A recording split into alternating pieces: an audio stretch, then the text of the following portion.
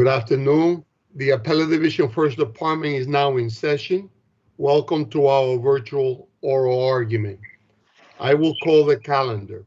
I have previously, as the clerk of the court informed you, I have previously granted specific time to litigants. So I will simply call the case and announce the specific time allocated to each party. First case on the calendar is People versus Tony Jones.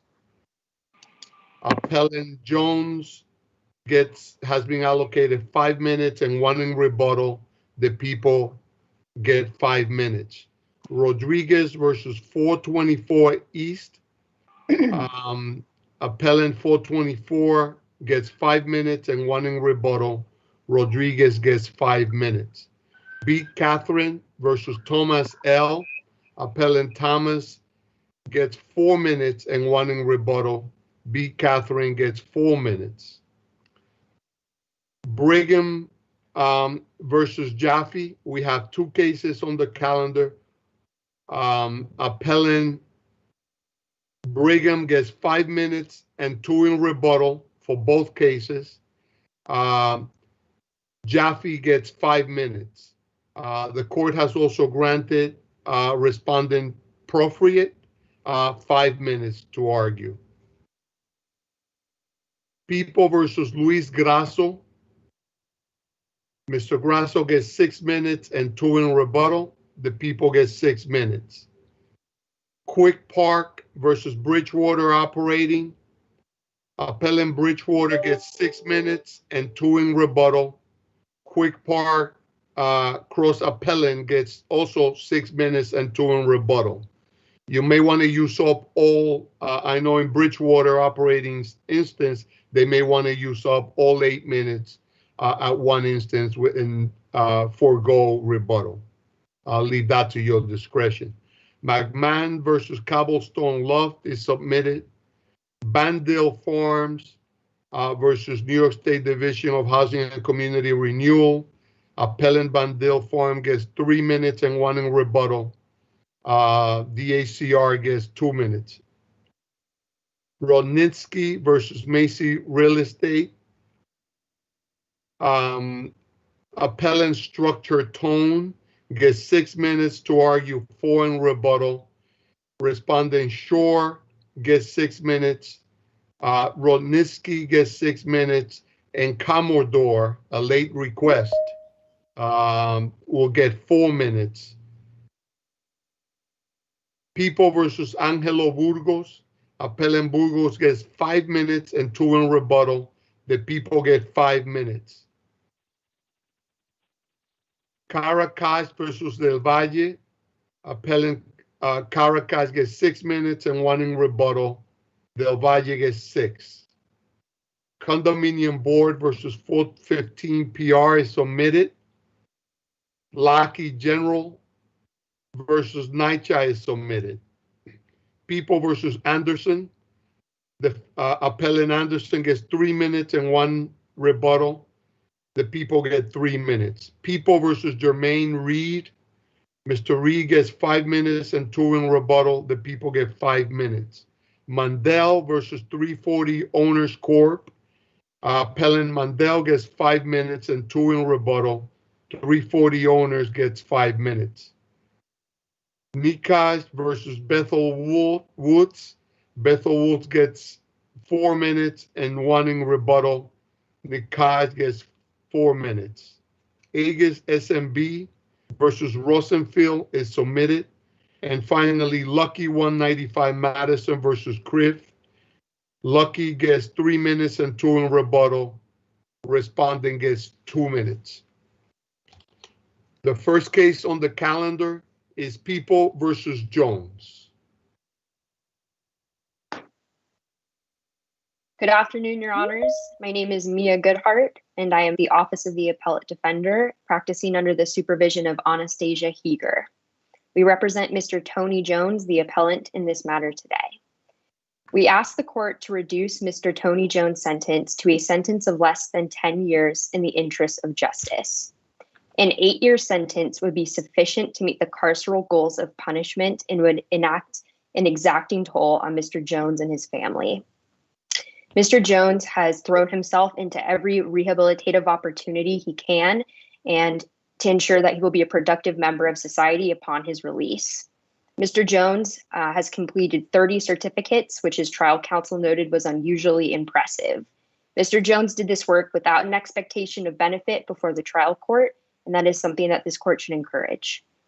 Mr. Jones has completed courses in a variety of skills, including anger management, conflict resolution, as well as construction, which is an area he wishes to pursue upon his release.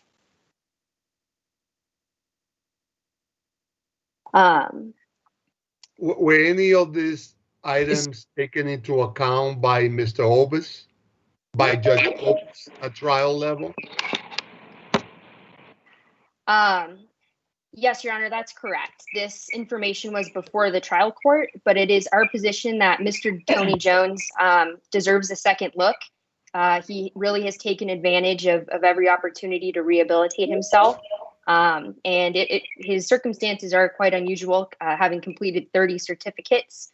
And it's our position that this court should take a second look.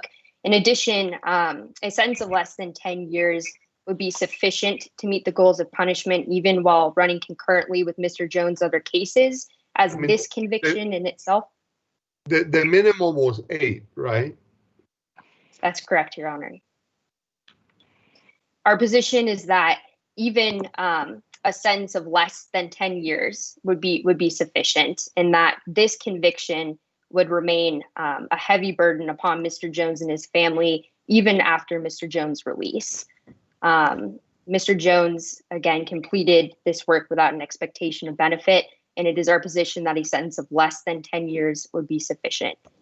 This is Justice Kennedy, and if I may, isn't it a fact that defense counsel initially requested 8 years, which the court rejected because of the disgraceful set of circumstances, such as waving a pair of scissors at the victim, threatening to stab her, dragging her down a flight of steps into the store basement, bounding her wrists and legs with wire, wrapped duct tape around her mouth?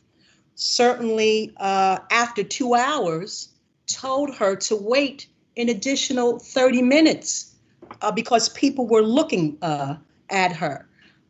Didn't the court consider this already? Yes, Your Honor.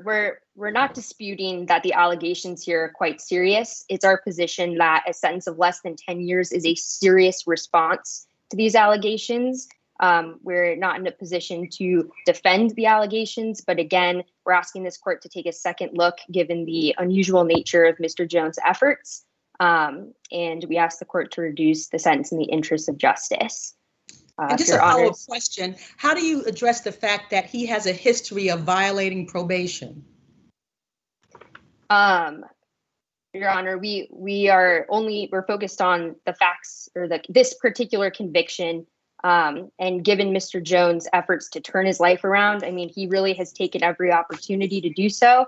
It's our position that a sentence of less than 10 years would be sufficient, regardless of the other circumstances. Okay. Unless I hear any other questions, thank you, Ms. Goddard. Let me hear from the people. Thank you, Your Honor. Good afternoon, and may it please the court. Stephen Kress on behalf of the people. The defendant in this case put the victim through what the sentencing court very aptly described as a terrifying episode. And Justice Kennedy recounted the details of that. And Justice Acosta pointed out that the minimum for this crime was 8 years. But one thing that I think I should point out is that this was not the only robbery that the defendant was facing charges for at the time that he entered the plea in this case. He had committed two other first-degree robberies, one in Brooklyn and one in Queens, around the same time that this incident occurred. And he had been promised 8-year concurrent sentences in both of those other cases. So the defendant in this case was looking at 8 years for one robbery, the minimum was 8 years for one robbery when he'd already committed 2 others, and certainly a 10-year sentence, given not only the circumstances of this crime, but also considering that he was facing other first-degree robbery charges that he pled guilty to. I think a 10-year sentence is certainly lenient and far from excessive in this case. Thank you, Mr. Kress. Yep. Thank you, Your Honor. And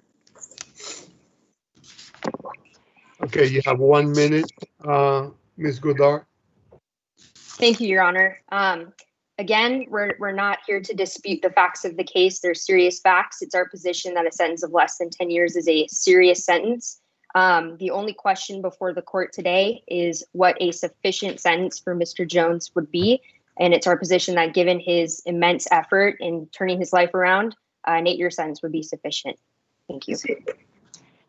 Thank you. Thank you both.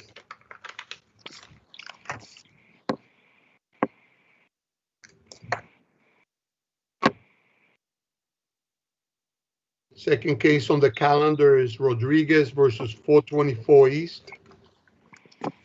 Thank you, Your Honor. Michael Good for appellant. Michael Good for appellant. Yeah, May welcome, it Mr. please, Good. thank you, Your Honor. May it please the court. There are 9 reasons why the decision of the lower court should be remanded or reversed. 5 of them are based on the Court of Appeals decision in the matter of Regina Metropolitan, which came out in April. 4 are not related to. When you were before the trial court and after Regina came out, did you make a motion to renew? Your Honor, this appeal was pending. This case came out in April. I understand. I understand, but you need to answer my question. I did not make a motion to renew because Correct. This case, well, it's right. not because you hadn't, and I'll figure out if that has any consequence. We had seen this case before, had we not? Yes, Your Honor. And we remanded it on a limited issue, correct? Yes. All right, and now explain to me why if we remanded it on a limited issue, that you are permitted to open up every single issue under Regina. Well, Your Honor, I think that the court has a history of allowing new cases to come in. This case just came down in April, and I'm asking this court should consider it because it's prevailing and overwhelming. It sets a definition of fraud. We need clear and convincing evidence. That's the quantum of proof. We need each and every element of the fraud to be proven, including an additional element of willfulness, which is defined as intentionally. So now let me ask you another question. Wasn't the rent set by the DHCR in a separate earlier proceeding? The rent. DHCR rendered a decision, yes. Right, yes. and there was no pending Article 78 or review of that anymore. No, there is not now. No. So that the rent as set there is binding on you, correct? No, because here we have legal and factual insufficiency.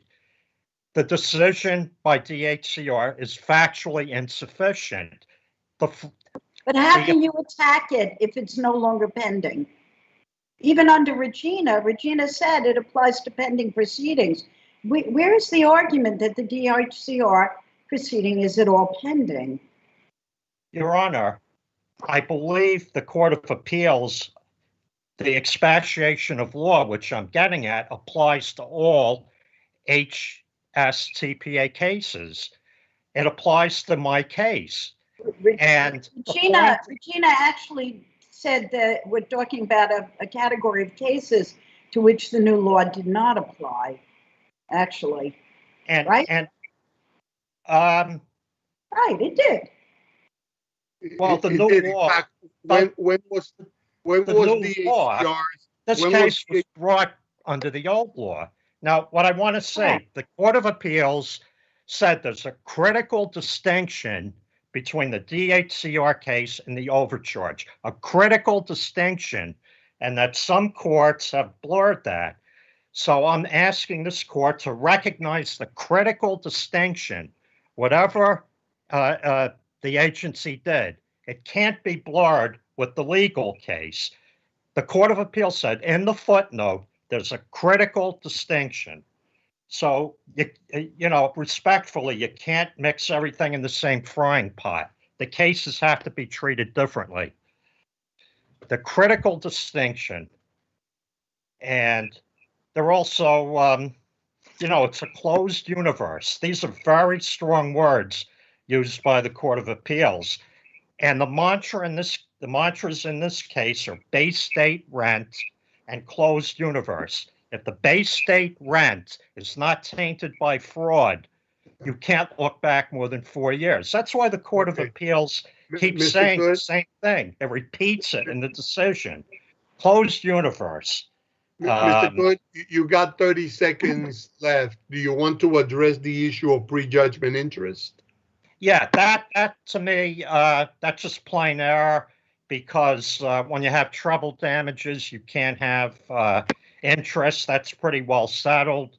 Then I think another important issue is the informal judicial admission. The statement by the attorney, which is me, was that the rent was paid to 2015. Those are the exact words, and we should have been given a chance to explain it. It was in a different case, not an overcharge case, and that's the words, to 2015. Also, there were no rent receipts. You're challenging that you actually admitted it, right?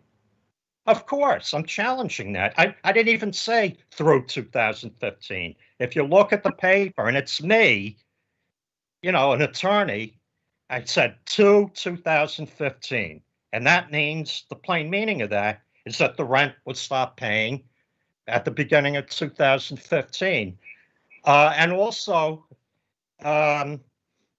Section 213, the way it was, even if the HCR resets the rent, that's going forward, not to be applied retroactively. That was set forth in a number of cases in New York Supreme. Mr. Good, your 30 seconds have elapsed.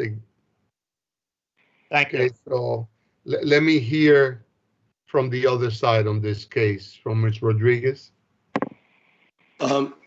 Yes, if it please the court, my name is Michael Stepper. I'm the attorney for respondent Evelyn Rodriguez.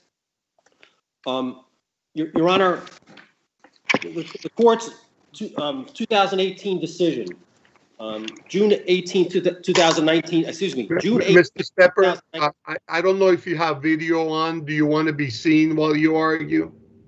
Judge, I beg your pardon, I was having a technical problem here. Okay. The little bar that downloads it keeps going back to zero. I don't know why. Okay, that's fine. That's fine. I can hear you clearly. Okay.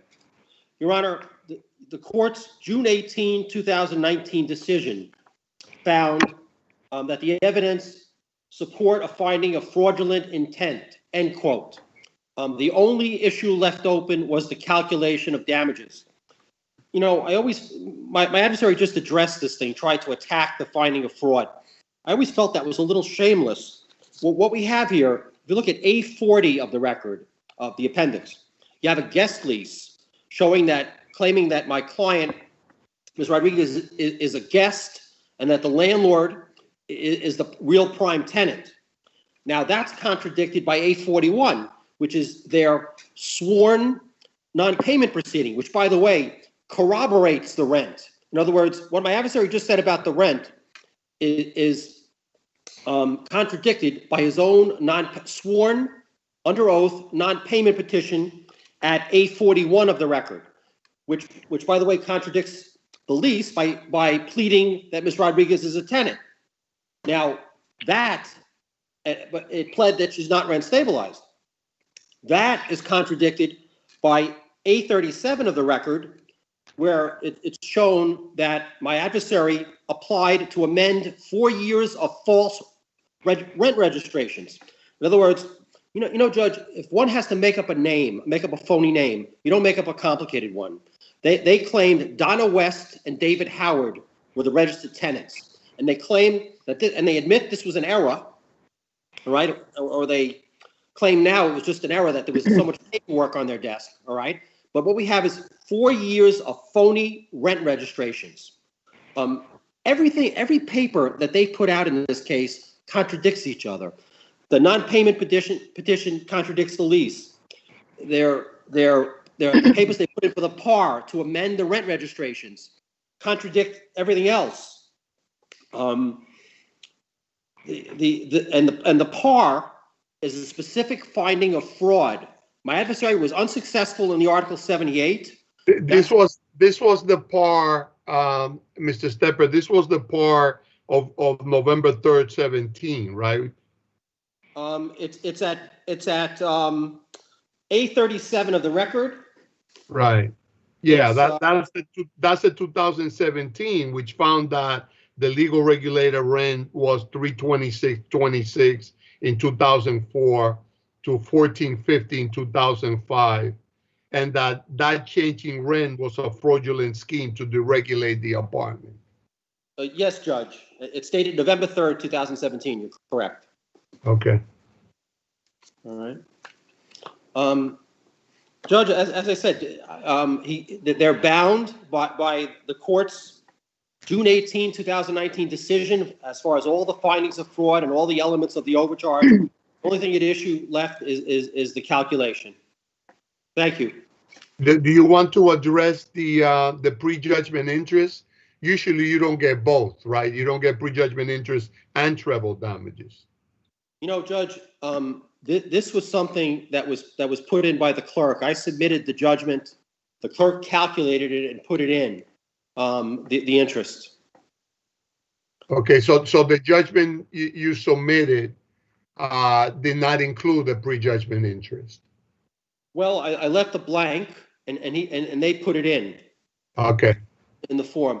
Your Honors, I would just say that since this has been going on since 2016, that I would just ask you that if Your Honor does find something with the calculation that needs modification, if it please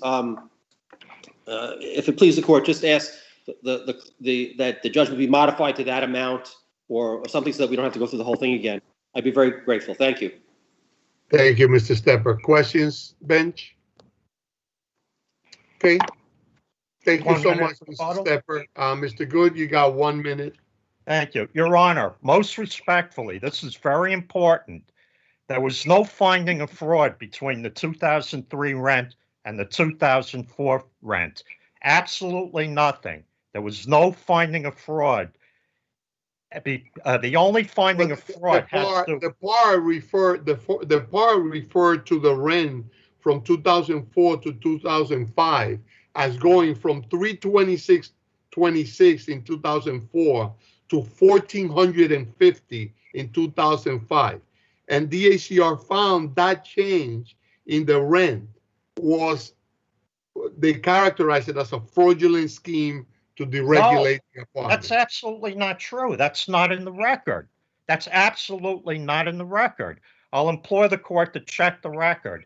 The findings of the commissioner were that an improper lease agreement was given when the tenant entered the apartment in December 2012. There's absolutely nothing. It said that the raise was questionable, but the landlord submitted capital improvement information. There was no finding. There was no finding of fraud. Did DACR ask you to substantiate the legality of the large rent increase? They asked us to submit records. We didn't have records. We didn't have all the records because it was going back so far, but they never made a finding. I have to implore this court. They did not make a finding. Did DACR find that you failed to provide proof to substantiate the legality of the large rent increase from 300 plus?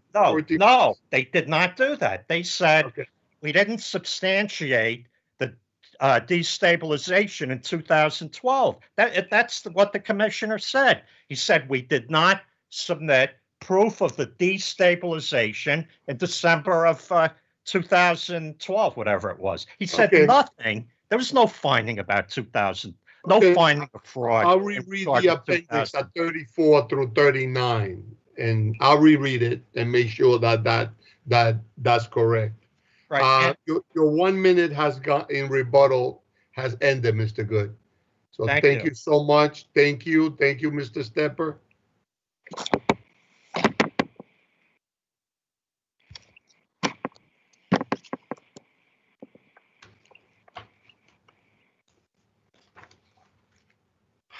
B. Catherine versus Thomas L.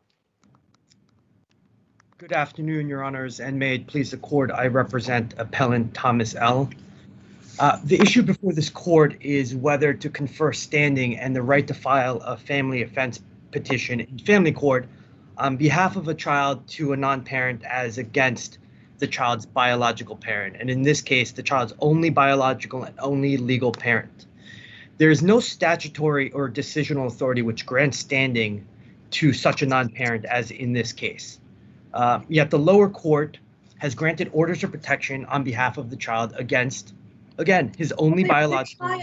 The child lives with the non-biological de facto parent, correct? He's correct, a member of her household. That's not disputed, right? It's not disputed that there is an intimate relationship pursuant to Article 8 of the Family Court Act, but that article only grants subject matter jurisdiction in order to issue orders of protection. It does not grant standing for someone to file on behalf of a child. So in theory, what about the provision of the Family Court Act that allows a party to bring an application for an order of protection on behalf of themselves and a child within their household? Does that give standing? No, Your Honor. And so why not? The article that Appellate cited to 821, which it's actually 822A, right? 822A refers to household, members of the same family or household. Yes, Your Honor, but I believe I was understanding the Honor's question to refer to 821A 2B, which grants the family court authority to issue temporary orders of protection and only temporary orders of protection on behalf of children living in the petitioner's household. That is not fundamentally the question at bar. And in fact, we are dealing with a temporary order here, correct? Yes, we are, Your Honor. And right. In fact, Appellate, well, to go back to that question, it seems strange that the family court would have authority to issue a temporary order of protection, but have no authority to issue a final order of protection because the article specifically limits it to only temporary orders of protection. And in fact, Counsel, aren't you construing the definition of intimate relationship extremely narrowly? Your Honor, I don't believe I am, because again, there's a distinction between the question of standing and the question of subject matter jurisdiction. There's no dispute, and we make it clear in our brief, we're not disputing that there is an intimate relationship when it comes to whether or not an order of protection could be issued between the respondent and for the child. The question is who is authorized to bring such a petition on behalf of the child. And the problem is that neither the court nor the appellate could point to a single case where a non-parent was able to bring an order of protection petition on behalf of the child. That's true, but there's no case that goes the other way either that says there is no standing. Only because the circumstances, it's a very unusual circumstance, is it not? I would agree, but we did cite to the Rader case, which of course it does not set precedent before this court, but it is a case that is on point with our counsel. How could Rader be on point if the child in that case neither resided with the mother or the father and the stepfather was not a custodial parent? How does that apply under the circumstances presented here? You have the child living with I'm going to call her stepmother. Understood. Well, it applies because the circumstances of the Rader case was a non-parent seeking an order of protection on behalf of a child against the child's only biological and legal parent. The same situation in this case, and in that case, there's also. So are you saying, counsel, that the biological parent has immunity from family offense proceeding against a petition brought by the head of household. That's where those children are residing. Well, the children so the stepmother has no recourse against the father if he abuses the child, as in this case. Not at all, because we actually made it clear in our brief that the proper procedure, as discussed in the Rader case, is an Article 10 proceeding. ACS is involved in this family's life. ACS can make the decision to bring an Article 10 proceeding. Counsel, custody is not an issue here, and adoption is not an issue here. So why would Article 10 apply? Right. We're talking about a family offense proceeding, which falls into a whole special category all by itself. So people, for example, who are residing with one another, who are totally unrelated but happen to be in the same household, can bring applications, can apply for orders of protection one against the other. We're talking about a child here who lives in a household. What's the difference? Well, again, that we don't dispute that people in intimate relationships can, or in households can file for order of protection against each other. The question in this case is, can they file on behalf of a child that they have no authority over? Isn't the dispositive unit, counsel, if I may? I'm sorry. Isn't the dispositive relationship the fact that they're living within the same household? Isn't that the niche that they fit into?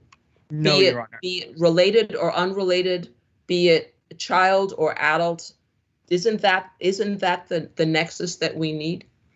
No, Your Honor. Respectfully, the nexus is whether or not someone has a legal parental role, because, you know, if you sort of expand. No, but what supports that proposition? What is the import of Section 822A, which grants the stepmother in this case the ability to seek protection for a member of the same family or household? It is undisputed that Renzo is a member of her household.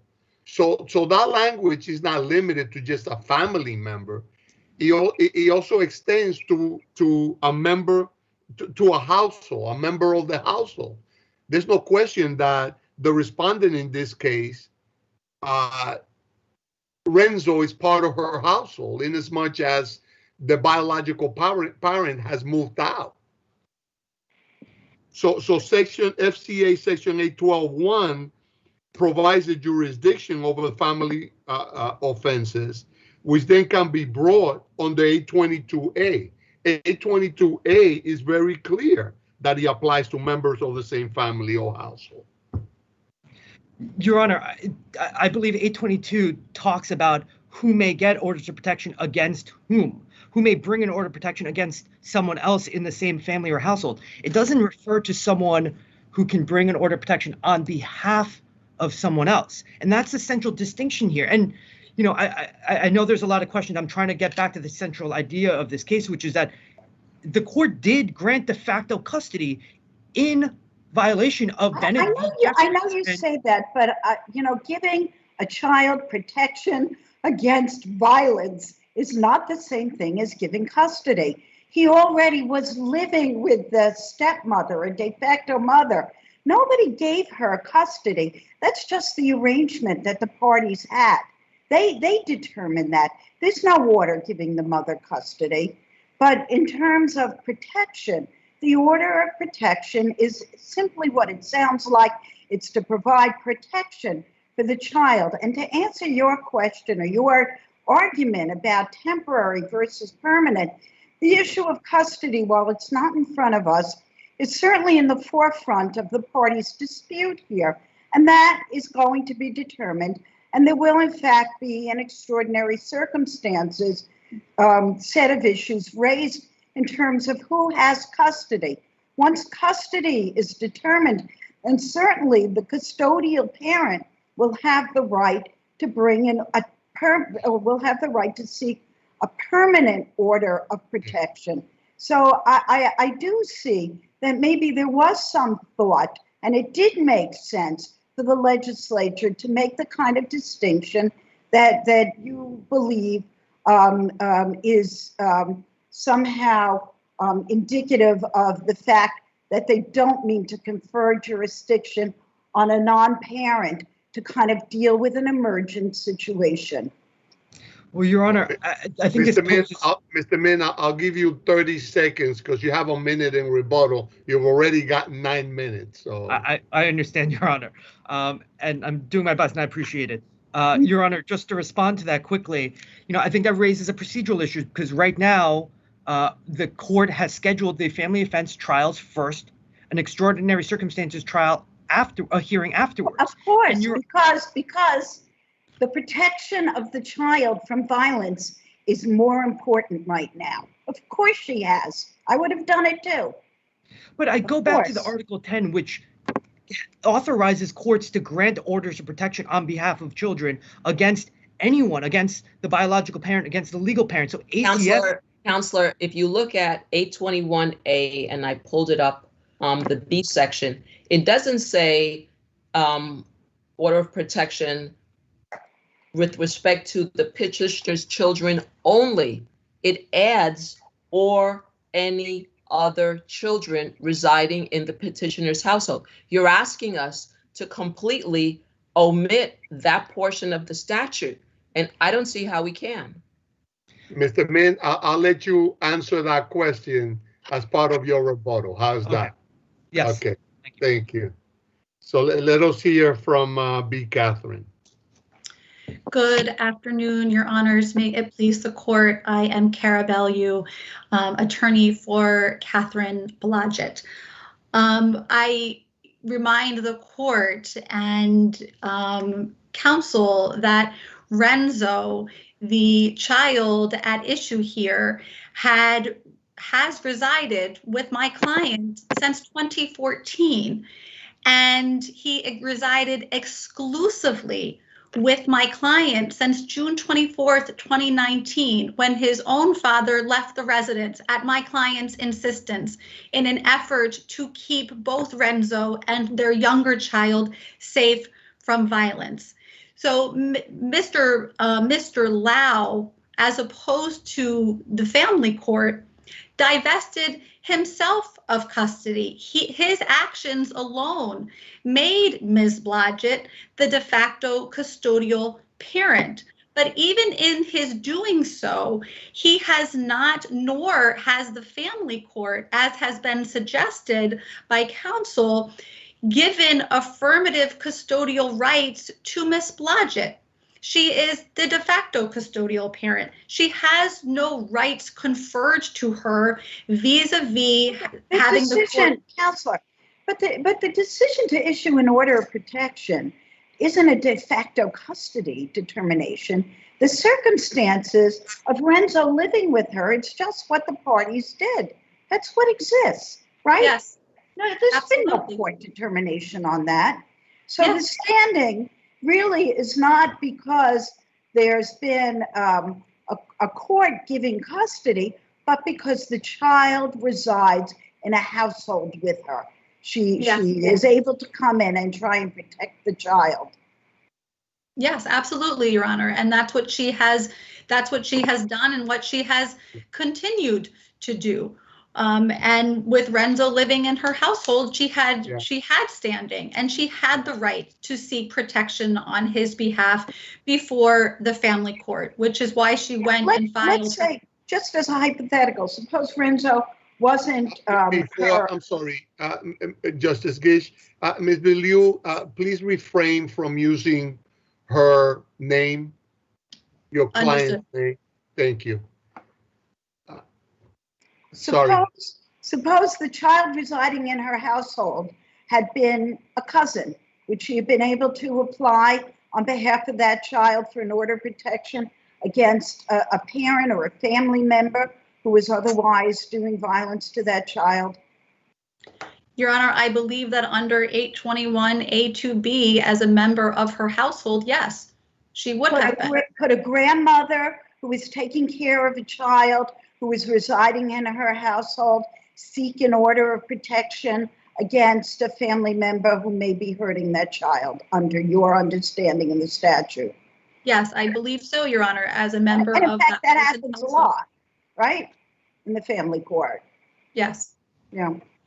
Counsel, what say you to your adversary's argument that Article 10, which deals with child protective procedures, is the only recourse available here? I disagree, and I would remind the court that there's not an Article 10 rather, but there was an ACS investigation open, and it's at ACS's discretion whether or not it chooses to pursue an Article 10. And given the facts and circumstances here where a child was being violated brutally, physically, and otherwise, the respondent could not sit back and wait to see if ACS would do anything. And in fact, it has not done anything other than commence an investigation, which would have left these children, specifically the subject child here, at a grave risk of harm had respondent not acted to take affirmative steps to protect Renzo. Thank you, Ms. Bellew. Any other questions? Okay, you have 1 minute, Mr. Min. Yes, Your Honor, and I do apologize in advance because I apologize, but I don't recall the question that I'm supposed to answer on my rebuttal time. So I just want to address Ms. Counsel Bellew's arguments. I think she makes a good point, which is that ACS has not done anything, and they are empowered to take action. And although Ms. Bellew wants to represent my client to be this horrible abuser, we have not gone to a fact-finding hearing. This was a result of an ex parte order protection, which... No, I think that's understood. That's why you're going to have a quick hearing. But should ACS be the only venue or the only outlet available to protect children? Really? Does that make any sense? Well, not all children, but children in this. There's a balancing that I believe, and I have not addressed yet, which is the Bennett v. Jeffries, the constitutional right of parents to raise their children. The due process. That's not an issue here, counsel. This father left his child with the stepmother. That's not before us. On this a is temporary, Go ahead. I apologize, Your Honor. On a temporary basis, Your Honor, and his efforts to try to have the child come back with him. Mr. Min, on a temporary basis, but then does that mean that that Catherine B is not in a position to protect that child while that child is in her custody from the father or the entire world? There's Is a lot that of her job as a custodial individual?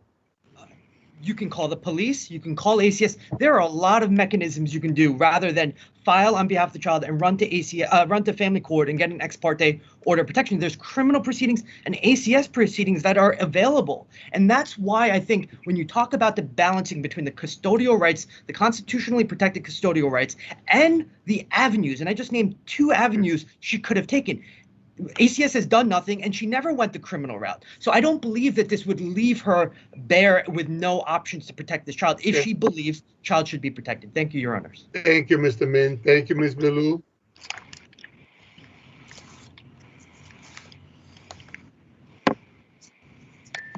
Brigham versus Jaffe.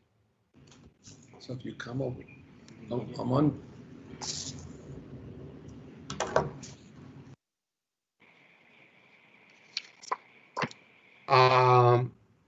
Yes, Brigham. Mr. Berman, we can't hear you. You're on mute. Mr. Brigham, can you hear me? Who's appearing from Mr. Brigham? I am. Mr. Brigham is. Okay. Oh, that's right. You pro se. I apologize, Mr. Brigham. Go ahead. You have. Can you see and hear me? I can hear you. I cannot see you. Well, okay. Yeah, I can see you now, but you're frozen. It's okay. I can hear you clearly, Mr. Brigham. So I was just working a minute ago. Okay. I apologize, and I thank you very much for this opportunity, Your Honors. There are 2 appeals connected here, and both appeals here center on the same issue, which is It's the that same issue. The second appeal is on the renewal, on the denial of the renewal motion, right? well, that's included in there, yes. Right. And okay.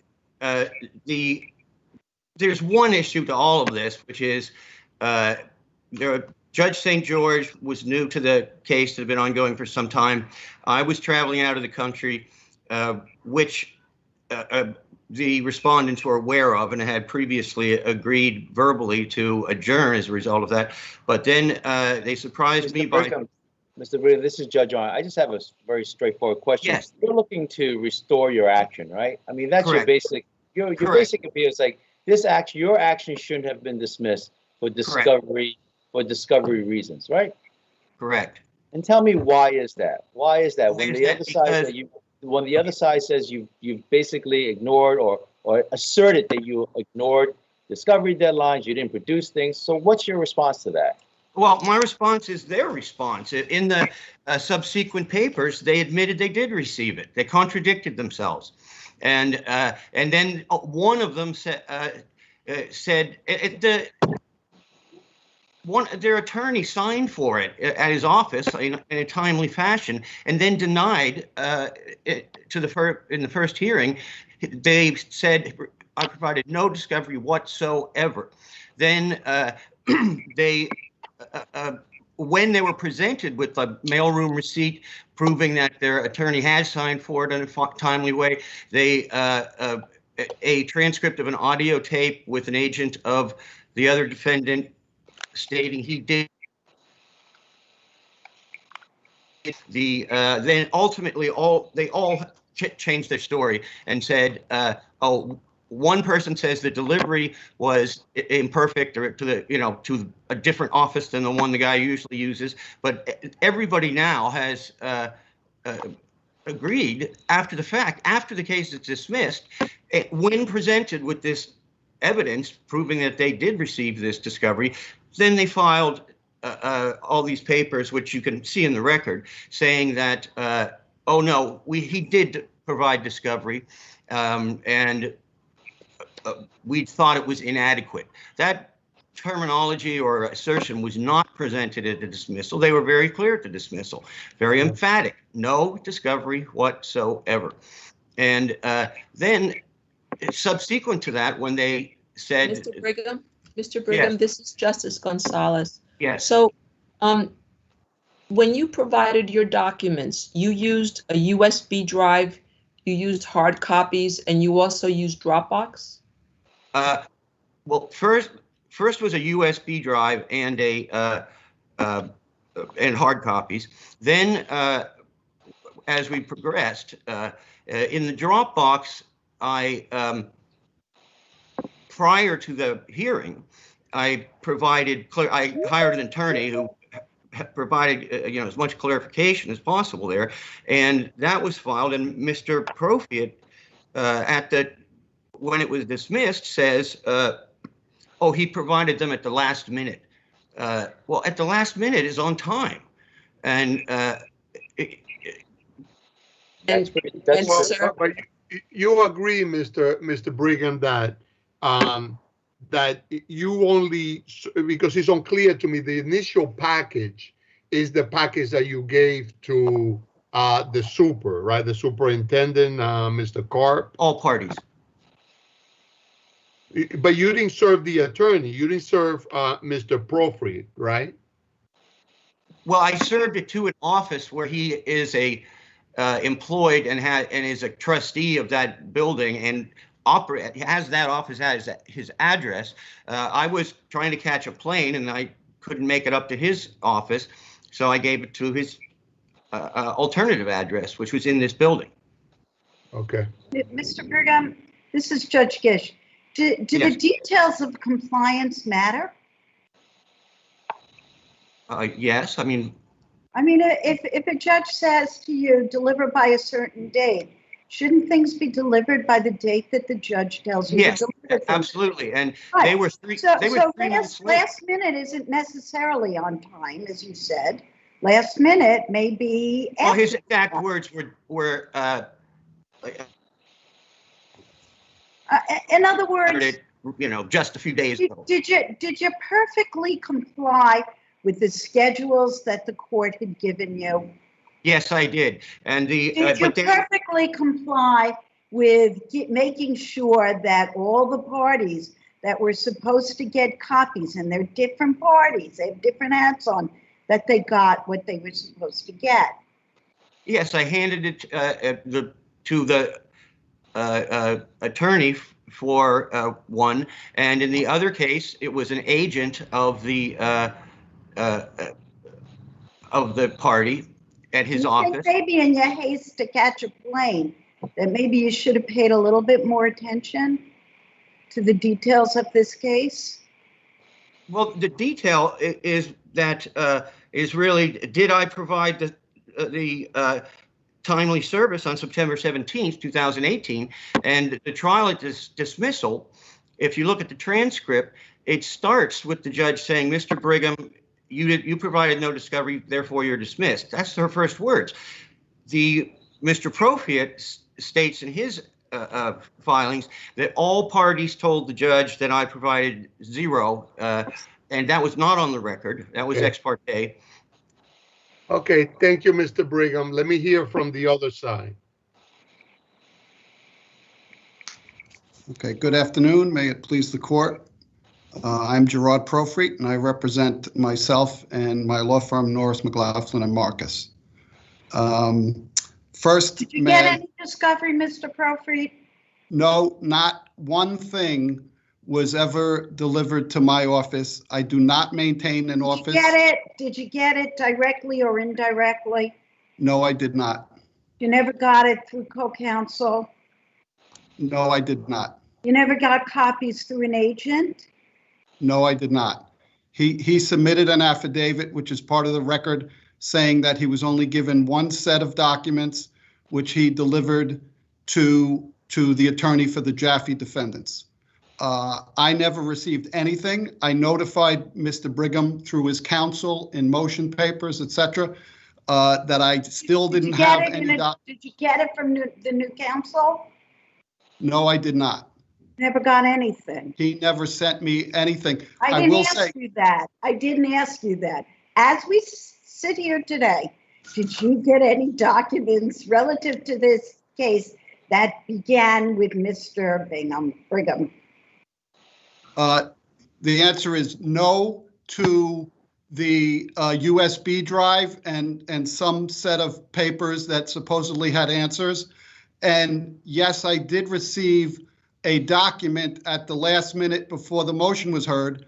But the point is not that the document was not delivered, but that it was wholly unsatisfactory. For example, one of the issues was his financial loss. So I had asked for copies of his tax returns for prior years, and the response to that request was not applicable. All right, so it was really a defective response. I had also asked, because the allegation was that I had made misrepresentations to the landlord-tenant court in prior proceedings, and I had asked, state the nature of those representations, and the response was, well, they're a matter of public record, go find them. I had been in court with Mr. Brigham about 12 times, and I have no idea to this date what misrepresentations he's claiming I made to the court.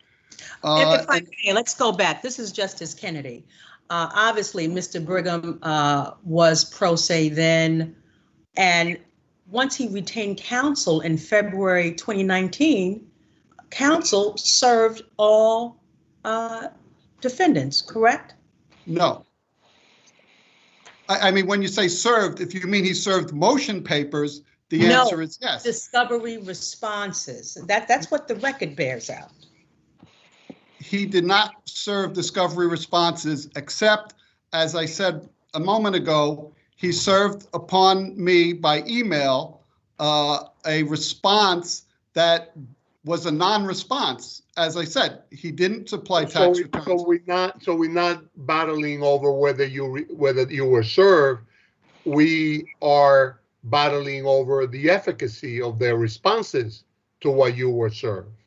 Again, it's a yes and no. The second response that came by email was... Let me ask you the bottom line question, Mr. Frofri. Do you think that, given the pro se status of Mr. Brigham, that this set of circumstances warranted the nuclear option of dismissing the entire proceeding?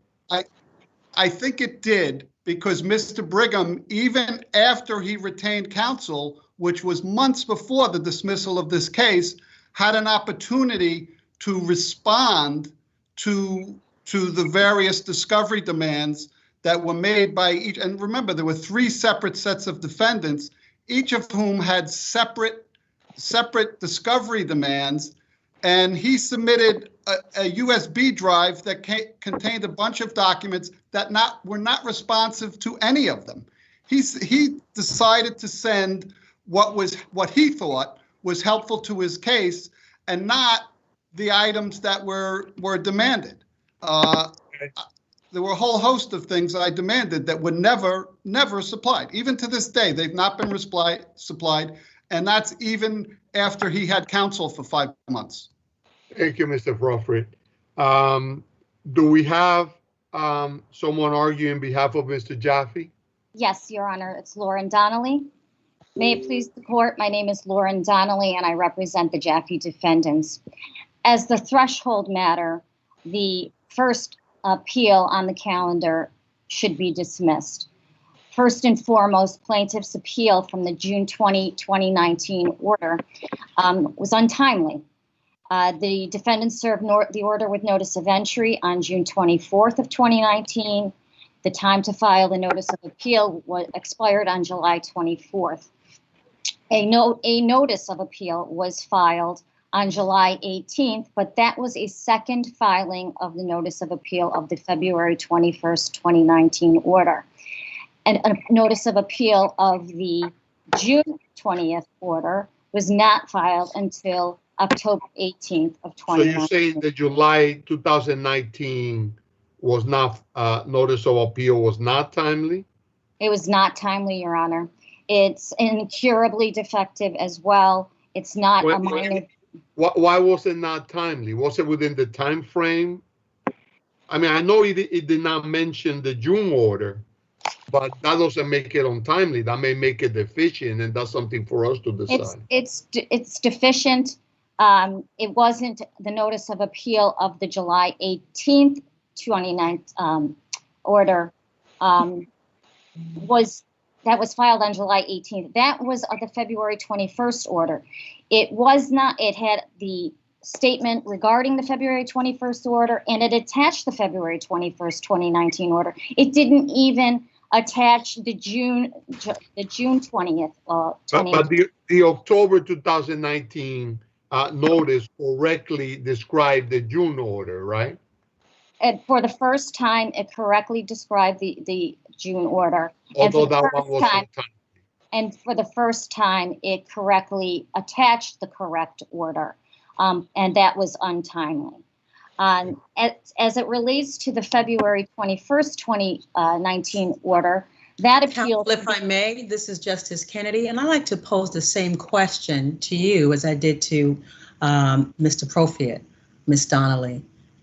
Isn't it true that once Mr. Brigham, who was, pro se, retained counsel in February 2019, counsel served all sets of defendants, including your clients? Justice Kennedy, the record reflects that Mr. Brigham retained counsel on October 22nd of 2018, 4 months before the motion to dismiss was orally argued. During that time, the attorney who was representing them did not cure the defects. The original document production was 12,000 files, unorganized, not, the USB flash drive was unable to be accessed, and it was not responsive. Ms. Donnelly, I'm aware of the volume of documents, and certainly Mr. Brigham is pro se. He doesn't have perhaps the know-how as attorneys, but certainly there was other counsel who served the defendants, correct? Yes, Your Honor, but those responses in and of themselves served by counsel were also defective. They objected to every single request. It did not provide any information whatsoever. Donnelly, what is the remedy to that? Is the remedy to that a nuclear option on the 3126 and just dismiss the entire thing? I think, Your Honor, you have to look at the totality of the circumstances here. Willful and contumacious, it could be, or conduct can be, to dismiss a complaint can be bad faith. You have to have meaningful responses, but you also have to take a look at the long and tortured history of this case. There have been motions and motions, meritless and frivolous motions, filed by the plaintiff. Plaintiff was warned by Justice Billings that the sanctions may be imposed. The PC order went on to say that sanctions may be imposed for failure to comply with discovery. It's the totality of the circumstances that evidence the willfulness, the contumaciousness, and the bad faith, and which warranted the sanction of dismissing the complaint. In terms of the second order, I just you have a few seconds to go, Ms. Donnelly, so I'll give you 30. The second appeal, I just want to say that the court properly denied leave to file the motion to renew and re-argue. First of all, the evidence is not new, and the evidence would not have changed the prior determination. There was no reasonable justification. And for the reasons set forth today by my colleague and myself, and for the reasons set forth in our briefs, we respectfully request that the court dismiss the appeals and alternatively affirm the orders. Thank you, Ms. Donnelly. Mr. Brigham, you got 1 minute. Actually, you got 2 minutes in rebuttal. Thanks so much. Well, to Mr. Profiat, he says he never received the USB, but in the filings and right here in front of us, he said the USB had a lot of files. It was disorganized. So obviously, Mr. Brigham, there are several things that are not disputed here. There's no question that you should have served the Jaffe defendants, Mr. Profiat, instead of leaving the package with Mr. Karp. I know you take exceptions with how detailed service and notice needs to be, but that's the law. And I know, I know that Justice Billings spent a lot of time explaining to you the necessity to comply specifically with her orders, right? It is also true that you did not respond to the interrogatories until October 5th of 2018, which was a few weeks late. So all I'm saying is, and I'm not speaking for the bench, that's something upon which we're going to deliberate. Yes. If you happen to get another opportunity, we're going to be looking and scrutinizing this case. It is important. I am telling you that it is important to comply with the intricate details of court orders. And you don't do so to your detriment. Yes, Your Honor, Ms. Donnelly just said that, is saying that it was weeks late. The defendants had requested months and months of delays, and we have written agreements for that date. And it's in the record. We agreed on it. This is where there's no question there've been a lot of adjournments, but I specifically was referring to the interrogatories that were served by Mr. Jaffe and through Mr. Profiat. And you did not respond to those until October 5th of 2018, and that was several weeks late. So all I'm saying, if you're not getting a court extension for the filing of those late responses, that's a problem.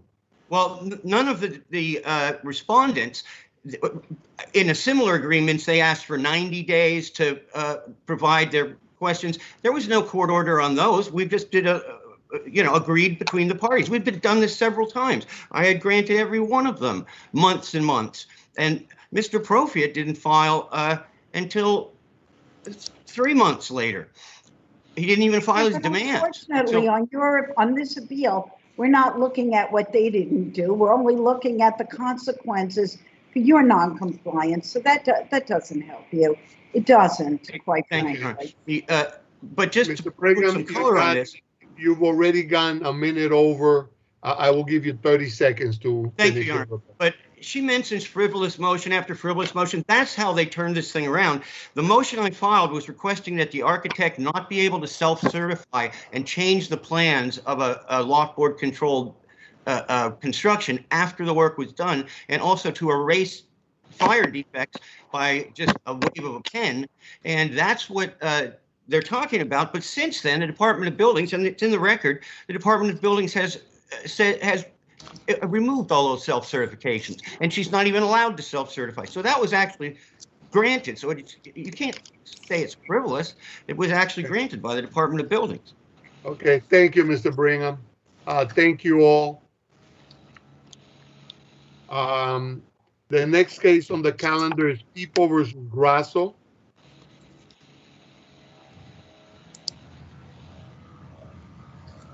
Good afternoon, Your Honor. Amanda Fuller, Weil, Gotchel, and Manges, in conjunction with the Office of the Appellate Defenders, on behalf of Defendant Appellant Luigi Grasso. Mr. Grasso was convicted of 7 counts of weapons possession charges based on an incident on October 21st, 2011, when he was arrested, along with a co-defendant, Mr. George Dodopoulos. Those counts can be broken down into 2 separate groups of charges. Let's deal with the group that deals with convictions as a result of the weapons that were found on the person of the co-defendant and in the co-defendant's trunk. Because I think those count for 4 different convictions. Yes, Your Honor, that's the first and group. Those stand separately in a certain way in terms of your arguments, correct? Correct. The argument that I would like to focus on today is the issue of accomplice liability, not constructive possession, but could the defendant have been convicted of weapons possession of the co-defendant's weapons on a theory of accomplice liability, and if not, why not? Your Honor, accomplice liability has a mental culpability requirement by statute. And here there is no evidence that Mr. Grasso knew that on the night he was arrested, Mr. Dodopoulos had guns on him. Does it matter that on the surveillance tapes, the parties were, the defendant and the co-defendant were talking about a target, or it seemed as though they were going to engage in a joint enterprise to commit a crime that involved the use of loaded weapons? Your Honor, no. All of the talk of the target was from a prior day, October 10th to 11th. That was 10 days or more before the night in question. And there is no evidence that actually links that prior conduct to the night that they were arrested on October 21st.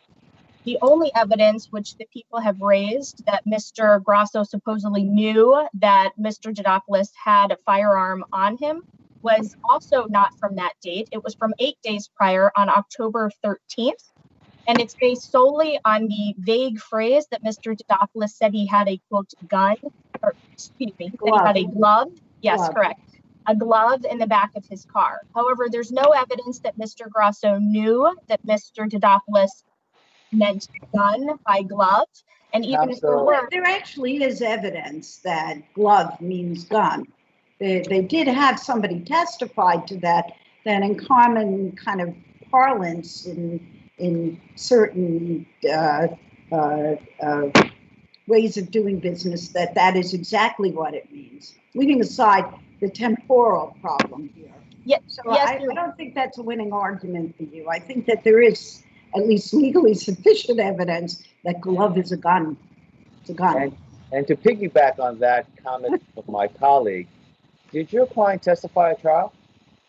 He did, Your Honor. He did testify at trial. So a lot of this in terms of what he knew, what he didn't know, this all played out in front of the jury, correct?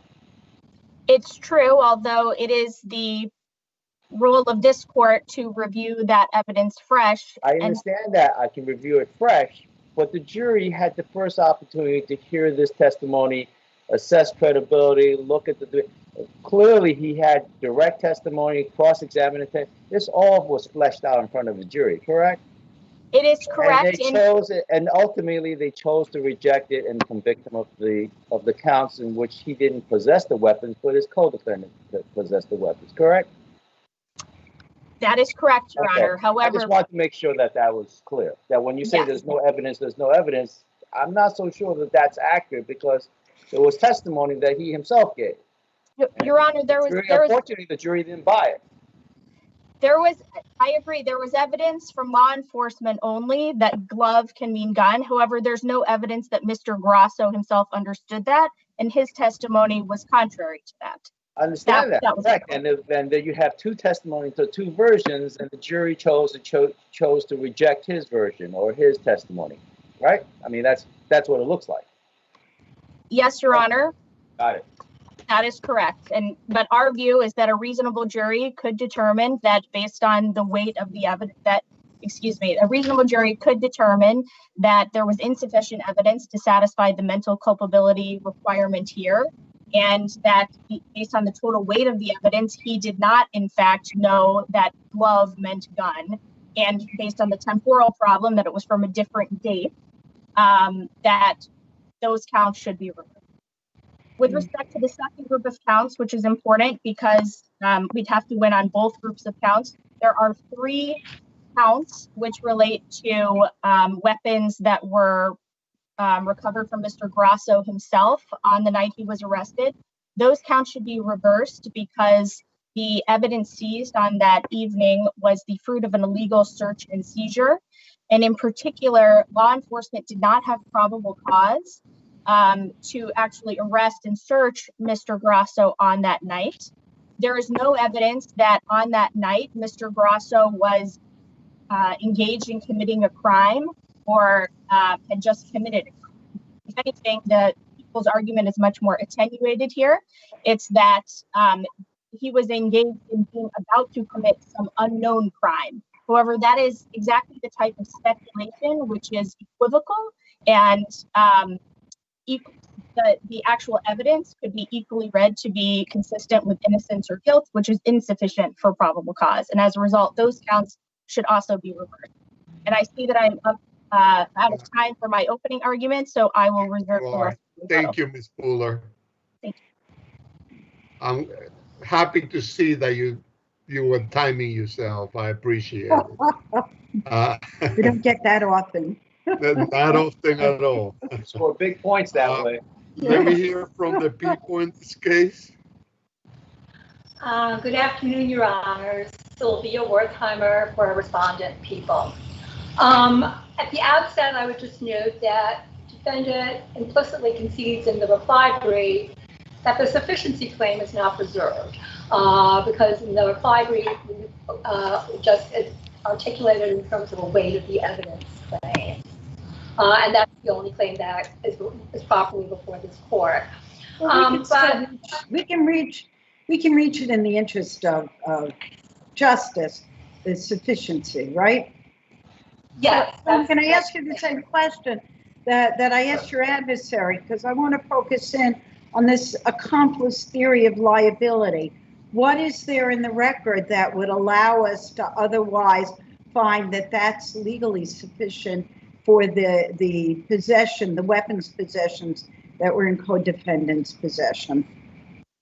Okay, the only reasonable conclusion from the evidence as a whole is that the defendant and the co-defendant were engaged in a joint criminal enterprise to commit a crime against the target, and that was going to be a violent crime, that they each possessed guns as part of that joint criminal enterprise. Do we have to know what the exact crime is in order to reach the conclusion about a joint criminal enterprise sufficient for that kind of accomplice liability for possession of a gun? No, you do not have to know what the crime is. It's just that just being convicted of possessing the guns, it's plain that they were coordinating. And I think everything has to be looked at all together, from what happens starting on October 10th through what happens on October 21st. Ms. Wertheimer, the coordination needs to be in relation to the crime that they are about to commit, right? Yes, and there was. They kept talking. First, they were talking about the target. They're talking about acquiring a scanner and requiring a walkie-talkie for the target. That night, they're coordinating where they're going. They're coordinating where they're going to meet. Perhaps what particularly telling is the evidence that the defendant said he was coming loaded up, which the police testified was a term that's understood as being armed with a gun. Can you answer your adversary's point that there's nothing that ties up what they were doing earlier on the 10th with what they did on the night of the arrest? Is there any evidence that you had that otherwise tied up what they were doing? We submit there was. The most crucially, they went back to the exact same area, to the exact same neighborhood where they previously had started following the target, which showed that they were again trying to get that target. So that absolutely linked the two together. The idea that they just went there for a cup of coffee just doesn't pass the laugh test. Also very telling was how they were so concerned on the night of the 21st about being seen. While the co-defendant was very concerned when he saw what turned out to be a plainclothes detective walking by the diner. That kind of concern with being detected shows that they're about to commit a crime. The defendant is talking about driving a car that's not his usual car and that has license plates of unknown origins. The two defendants have fake shields. I would submit that one of the things that the defendant does is to confuse no evidence with no direct evidence. The evidence here was circumstantial, but this court has said in other cases, you don't need actual testimony you don't need to have an actual discussion where the co-defendant said, "Oh, and I'm going to bring these guns." But Ms. Wertheimer, but you agree that we need to really evaluate in examining sufficiency the cryptic and equivocal nature of the evidence. I mean, we're really just talking about the wiretap evidence, right? Well, I submit the wiretap evidence. No, also, I mean, with respect to the sufficiency or weight of the evidence issue, also what's found in the trunk of the defendant's car, of the co-defendant's car, is very important. And for this not to be an accomplice liability, you have to assume that the co-defendant was operating totally by himself, that he had all what the prosecutor described as a veritable robbery toolkit, that he just had that in there by himself.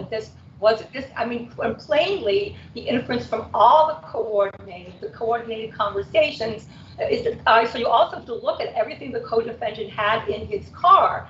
They clearly were about to use all that for a crime that they had been planning. Counsel, may I switch you into a different lane, if I may? Could you address the issue of excessive sentence, the difference between the sentence that the co-defendant received by virtue of pleading guilty and the sentence that this defendant received by virtue of going to trial? Well, the difference, there are many reasons for the difference in sentence. This defendant had a much, much longer criminal history. This defendant had a criminal history dating back 30 years. I'm not sure what the deal with the co-defendant was, but I don't believe he had any. In addition, this defendant not only went to trial, he took the stand and respectfully he perjured himself. Just to refer briefly back to what Judge Oeng was saying before, I mean, it's pretty clear that the jury discredited the defendant's testimony, and the defendant's testimony at trial was patently incredible. So that showed another disregard for the criminal justice system. He never took responsibility for this case. He also, in the meantime, had been convicted of a murder in the other case in the other case that had precipitated the wiretap investigation. He also had been convicted of other recent weapons convictions. So not only did he have a very long-standing criminal history, but he had a criminal history of very recent, of very serious crimes that showed that this was a defendant who spent his life committing serious crimes, and that, we submit, justifies the sentence he received. Thank you, Ms. Wertheimer. Thank you. We ask for your Thank you, Ms. Fuller. You have 2 minutes in rebuttal. Yes, Your Honors. Just one quick point, and that is with respect to the first set of counts, circumstantial evidence can be considered. I agree with that. However, the people's case here depends on stacking inference on top of inference, and inferences here cannot be based on other inferences. And therefore, I believe that those counts were against the weight of the evidence. And also, I did not hear anything from the people. Can I ask you, what do you rely on to say that inferences can't be stacked on inferences?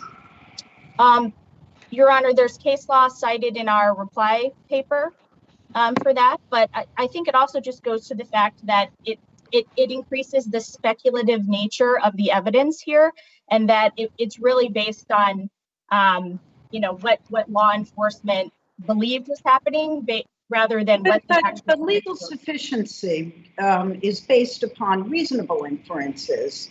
As long as they're reasonable, even if they're quote unquote stacked, I don't think that there's a problem. They just have to satisfy reasonableness, correct? My understanding is that you can't rely on a speculative chain of inferences like here, where, for example, speculativeness in itself, even if it was one inference, may be unreasonable. I'm not trying to mince words with you. I'm just trying to understand. I don't think it's a hardcore legal principle that you can't rely on inferences based on inferences, as long as they're reasonable. Again, I believe the reply papers have case law to that effect. However, I take your point that all inferences do have to be reasonable to be relied upon. And I believe taking a fresh look at the evidence, as this court should do, and we ask that the court do, should reveal that those counts should be reversed and that the other 3 counts should also be reversed. And so for all the reasons set forth in our papers and in argument, we ask that all 7 counts be please. Thank you. Thank you, Ms. Pooler. Thank you, Ms. Wertheimer. Quick Park versus Bridgewater Operating.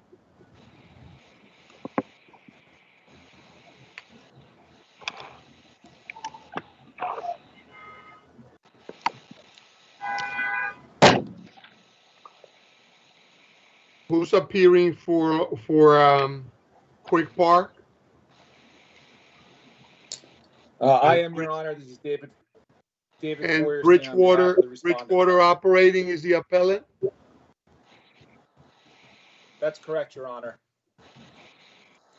Are you appearing for Bridgewater? No. I'm appearing for Quick Park. Right. Who is appearing for the appellant Bridgewater?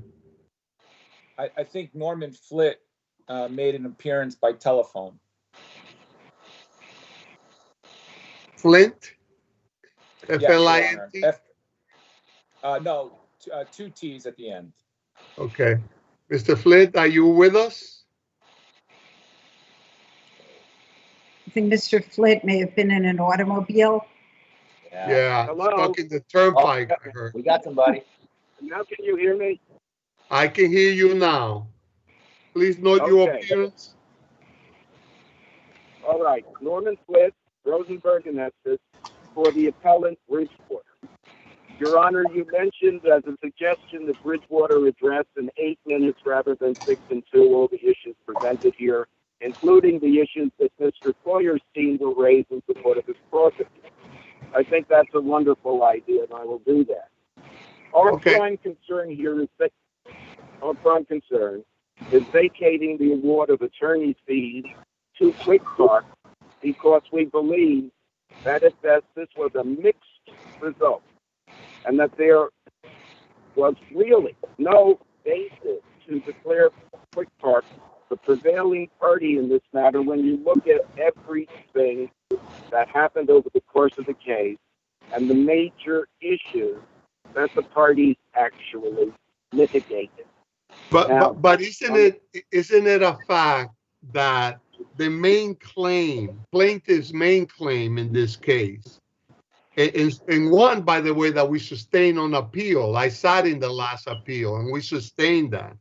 That claim is that basically related to the breach of the management agreement and that it was improperly terminated without giving them an opportunity to cure. That's the gravamen of their claim. And they prevailed on that, did they not? They prevailed on establishing declaration that we terminated the agreement without giving them the right to cure that was provided. Our position has always been that when, as here, the conduct is so egregious, that we would have the right to terminate the agreement, and we did so effectively, as Justice Branson knows. But we rejected that, did we not? In the last appeal, we denied the fact that your claim, basically, that the conduct was so dishonest and outrageous that they couldn't be cured. We rejected that claim. I know you feel strongly about it, but that claim was rejected. There's a fine line. We're not saying it's incurable or curable, but we'd like to draw you back to the second sentence in the decision where it says there are issues of fact as to whether either party breached the agreement. And with that statement, we presume that there was no foregone conclusion with the Bridgewater's liability. And in that respect, I would also challenge what was litigated eventually in this case. First, for 4.5 years, they argued that they had a lease, not a license, and they could stay. They lost that once with the Yellowstones, twice with the re-argument, and the third time when Bridgewater moved for partial summary judgment. The issue of did we have a right to cure was incidental if it was raised at all, and that's what the parties actually litigated. Then, this breach of contract claim as to was it a breach and are we liable and what damages was not interposed until August of 2017.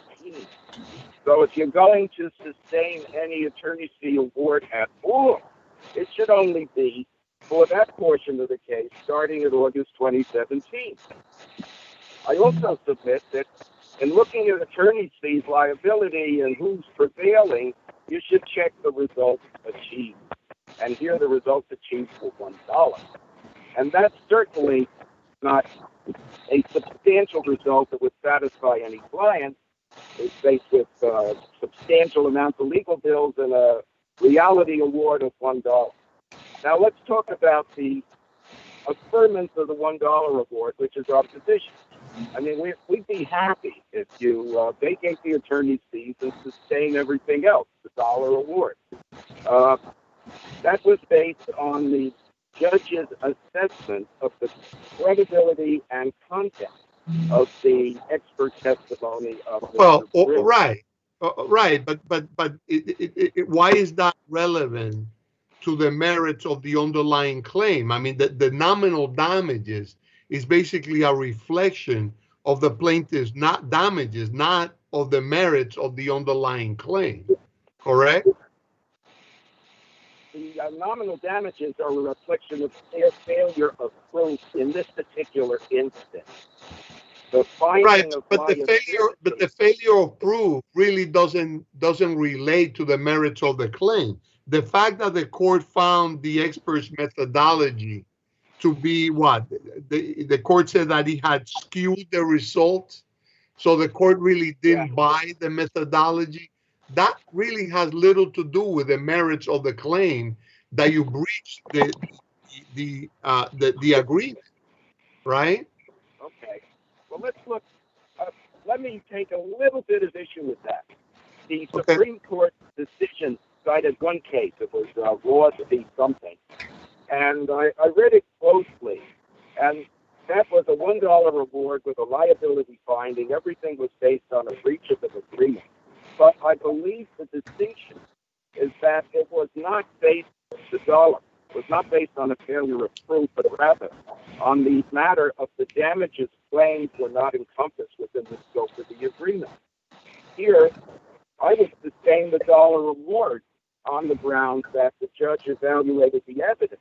I was decline on the attorney's fees on the ground that the guys failed to prove the claim. And you don't reward a failure of proof with attorney's fees. That's not the way it should work. And also, in terms of getting back to the court's March 2017 decision, what was the court saying but for the fact that if either party breached the agreement, issues of fact are presented? There must have been something that we had the right to prove the trial because they were seeking summary judgment as to our liability on that particular appeal. And it's critical that they didn't get it at that time. And with respect to anything else I can say, I would say reserve 30 seconds if you have any questions for me after Mr. Boyer. But I think I've basically covered the issues unless you have more questions of me at this point. Okay. Bench, any questions? No. I think we are good, counsel. Let me hear from Mr. Fierstein, representing Cross Appellate.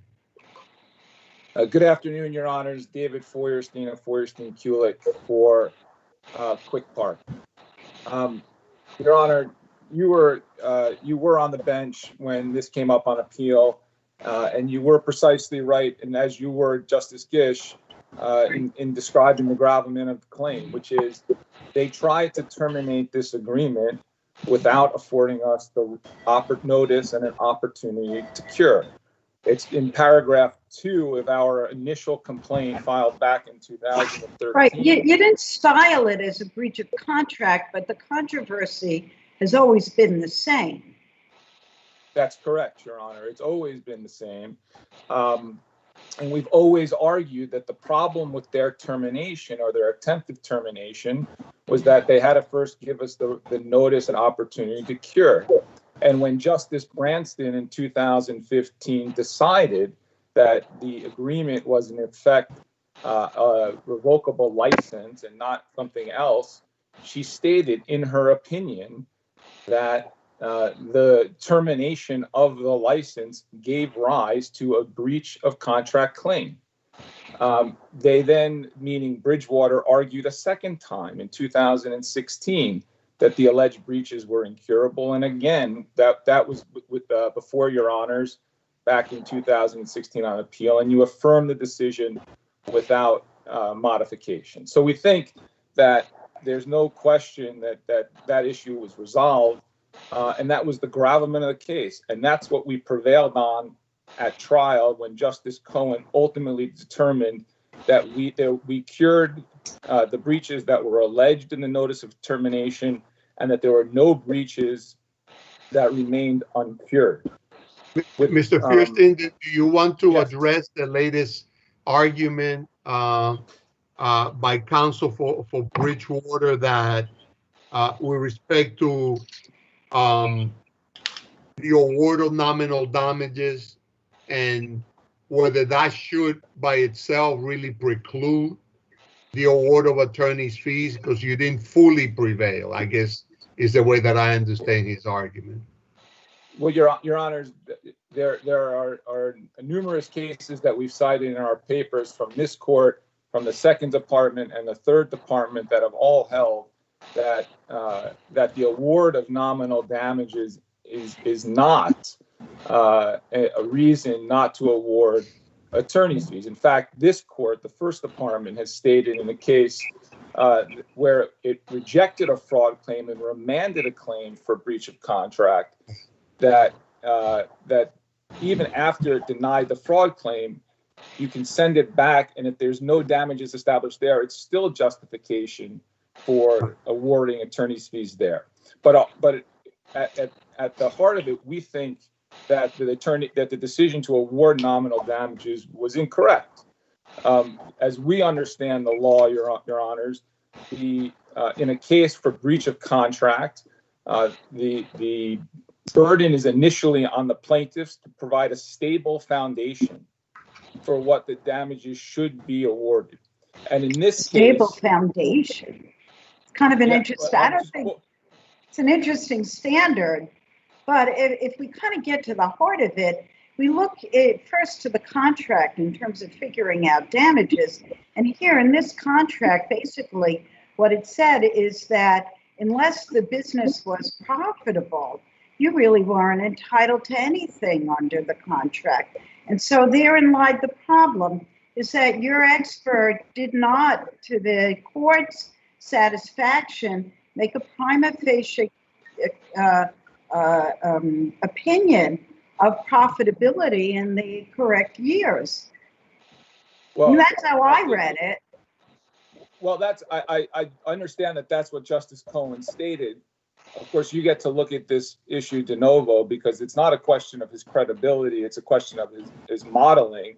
And so I think, Your Honors, the question is what was before the court? Now, Justice Cohen focused solely on the expert's testimony. What he didn't invoke in deciding whether damages should be awarded was the testimony of the lay witnesses. In fact, they were Bridgewater's lay witnesses. And what they said was that the agreement was always profitable for Quick Park and for Bridgewater, because in order for Quick Park to pay itself its management fee for the preceding 5 years, it had to earn sufficient revenues, as you said, Justice Gish, to exceed the net the expenses, including the rent that was owed to Bridgewater. And it did that, and it paid profits out. So there's testimony from a lay witness. There's nothing in the record to suggest that a discounted cash flow model is by its nature unreliable. The only thing that you can discern from the opinion is that Justice Cohen took some issues with respect to, well, when you project all the way out into the future, all the way out, maybe you didn't account for certain factors that you could have accounted for. But that's a really difficult burden to establish on any plaintiff. How is a plaintiff supposed to have the foresight in order to contemplate what should come in? Moreover, each year was standing on its own. I actually read it the other way, that he was concerned about the fact that in the assumptions that the expert made, that he didn't rely on data of prior years of unprofitability. But that his weighting of profitableness was what didn't take into account that there were periods of unprofitability. Why can't the court reject? Why couldn't any fact finder reject an expert if they don't think that their assumptions are correct? Because in this instance, Your Honor, the evidence was that there was a loss in 2009 in the early years, and then as the operations got into a stable position, it became more stable. It became more stable, and the business was profitable. And it was so profitable that it paid for 2009. What's more, the method that was used by the expert, this discounted cash flow method, the only reason to look back in 2009 was to look at what's called a growth rate, which is to how do you project your revenues and your expenses to determine profitability going forward. Mr. First thing, you ran out, you way over your time limit. Do you want to use the 2 minutes on rebuttal and continue? Because I also have a question. Okay. Yes, if I may, Your Honor. Okay. Sorry, Your Honor. But the growth rate goes into the future. So if you took into account the losses that were in 2009 to calculate the growth rate would have actually been significantly larger. And so you would have had even a higher projection of revenues and a higher projection of expenses, which would have been to the benefit of Quick Park. So what Mr. Brill did as an expert was actually taking a conservative approach using the stabilized revenues and expenses. Yes, Justice Acosta, sorry. Yeah, Mr. Fierstein, one of the other issues that your opponent raises is basically to try to limit the amount of attorney's fees, I guess, to the time is the way that I understood his argument, to the limited time involving the breach of contract claim or the breach of the agreement claim. Your Honor, I think both you and Justice Gish have said the same thing, which is from the very moment we filed the case concerned the fact that they tried to terminate the agreement. The only thing that was changed was the style of the cause of action. And in fact, if you look at our pleading in the original complaint that was filed in 2013, we say the very same thing, which is that they're trying to terminate the agreement without notice and opportunity. So we litigated the case fully on that basis from the very That's fair. the very beginning. That's fair. Any other questions, bench? We ran out of time. Well, thank you both, Mr. Fierstein. Thank you, Your Honors. Mr. Flint, if you're still there. Thank you both. Thank you very much. Thank you very much. Bye now. Bandale Farms versus DHCR. Yes, Your Honor. Appearing for Bandale Farms is Jeffrey Cohen, and I do apologize. My video is not working. Hopefully you can hear me in my argument. We can hear you clearly, Mr. Cohen. Well, thank you. If I may begin, this is basically two issues. And the main issue is this: how do we look upon a policy statement or a principle enunciated by DHCR in its ruling against Bandale Farms? The circumstances were that they had a lease. The lease went back a long period. Yeah, we're familiar with that. Okay. We're familiar with the facts of the case. So let me ask you a question. Is there anything in the rent stabilization laws or code, as opposed to the directive, that addresses the underlying issue of late fees in a rent stabilized apartment? Well, in late fees, yes, it's usually you can't have more than 5% late fees. Right, and where is that derived from? I do not know, Your Honor. But you agree that it's probably from the law, the Rent Stabilization Code, and also probably rulings from DHCR. But the point that we're making here, you agree, Mr. Cohen. You agree that fact sheet number 40 was just not manufactured by DHCR out of thin air. There's some basis in the code itself, right? Well, if there is, Your Honor, then I have to pose the question, then why didn't DHCR say that there is some basis in fact sheet number 40 giving it substantiation? The only thing that we see in fact sheet number 40, Your Honor, is the fact that a rent discount clause will not be enforced. That's the magic language. Nothing more is said, and quite frankly, DHCR, when referring to it, always refers to case law. It never refers to anything that's in the law itself. So the question is, how do we jump from fact sheet number 40, even assuming that it has a legislative basis or a basis in law? How do we jump from that to a conditional statement which says if A, then B? In other words, if in a lease there is an on-time rent discount clause, then automatically, without any sort of consideration from any outside factors, that the legal regulated rent is then reduced to a discount or preferential rent. If I may add one thing, and this works in my client's favor. Recently in the HTSPA, Your Honor, the legislature, elected representatives decided that legal regulated rent would become, or the preferential rent then being charged would become the legal regulated rent. In other words, the legislature thought that it had the power, and it does have the power, to do this. DHCR, on the other hand, decided, no, we are going to decide this. And they brought up an opinion by Justice Raphael. Now, Justice Raphael, in the Kings Park 8889, referred to an evolutionary point of view. In other words, that DHCR's opinion on this, or ruling on this, evolved. Well, I contend that that is correct in one sense. It is correct when we're dealing with ad hoc decision-making by the agency. In other words, where outside circumstances apply, where facts may differ.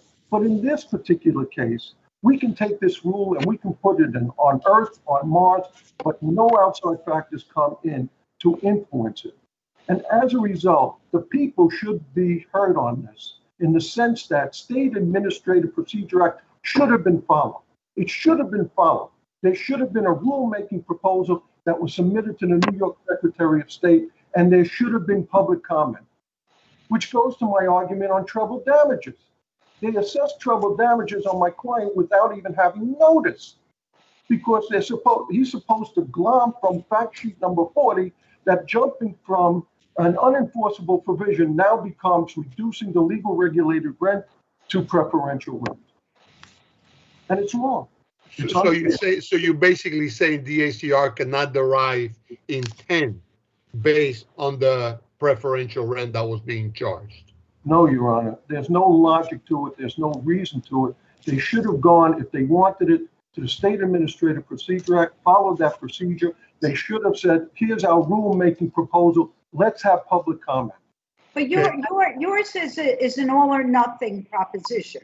So in other words, because the underlying directive is incorrect, they shouldn't have imposed treble damages. Not that treble damages in and of themselves, even if it turns out the directive is correct, it should not have been assessed. Well, Your Honor, with regard to treble damages, there should be some sort of notice. And we all know from the case law that there has to be a degree of willfulness. How can there be willfulness when there's no notice? Well, can't willfulness, under the statute, willfulness is presumed, and the burden shifts. That is by under the rent stabilization laws, that's ingrained in there. The burden shifts to the landlord to disprove willfulness when there's been an overcharge.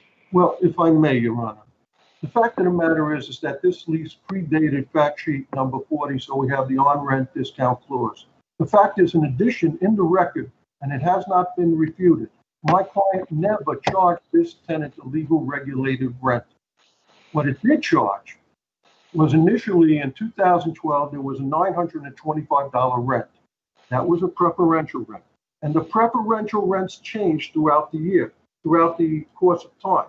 But it did not rise to the level ever because of a legal regulated rent. So based upon that, I don't think there's any reasonable way to conclude that my client engaged in willfulness, that my client intended to overcharge this tenant, especially given the fact that there's no logical connection between an invalid lease clause and then adjudicating that if there is an invalid lease clause, and we don't enforce it, that we then jump to reducing the legal regulated rent to a new rent, the lower preferential, the lower discounted rent. Thank you, Mr. Cohen. Let me hear from DACR. Sandra Joseph for DHCR. I just want to make sure you can hear me. We can hear you and we can see you. Good. So Thank you. If you could, and this is one of the questions that I know was raised by Justice Gish. I have the same question. What is the origin of rule number 40? What is the basis of it? If you look at the bottom of the fact sheet, it actually gives you it says sources, Chapter 82 of the laws of 2003, New York City Rent Stabilization Code, 2521.2, and tenant protection regulations. Our fact sheets are not subject to SAPA. They're interpretive statements of those particular regulations and statutes. What do they say? What do the laws on which it's based say?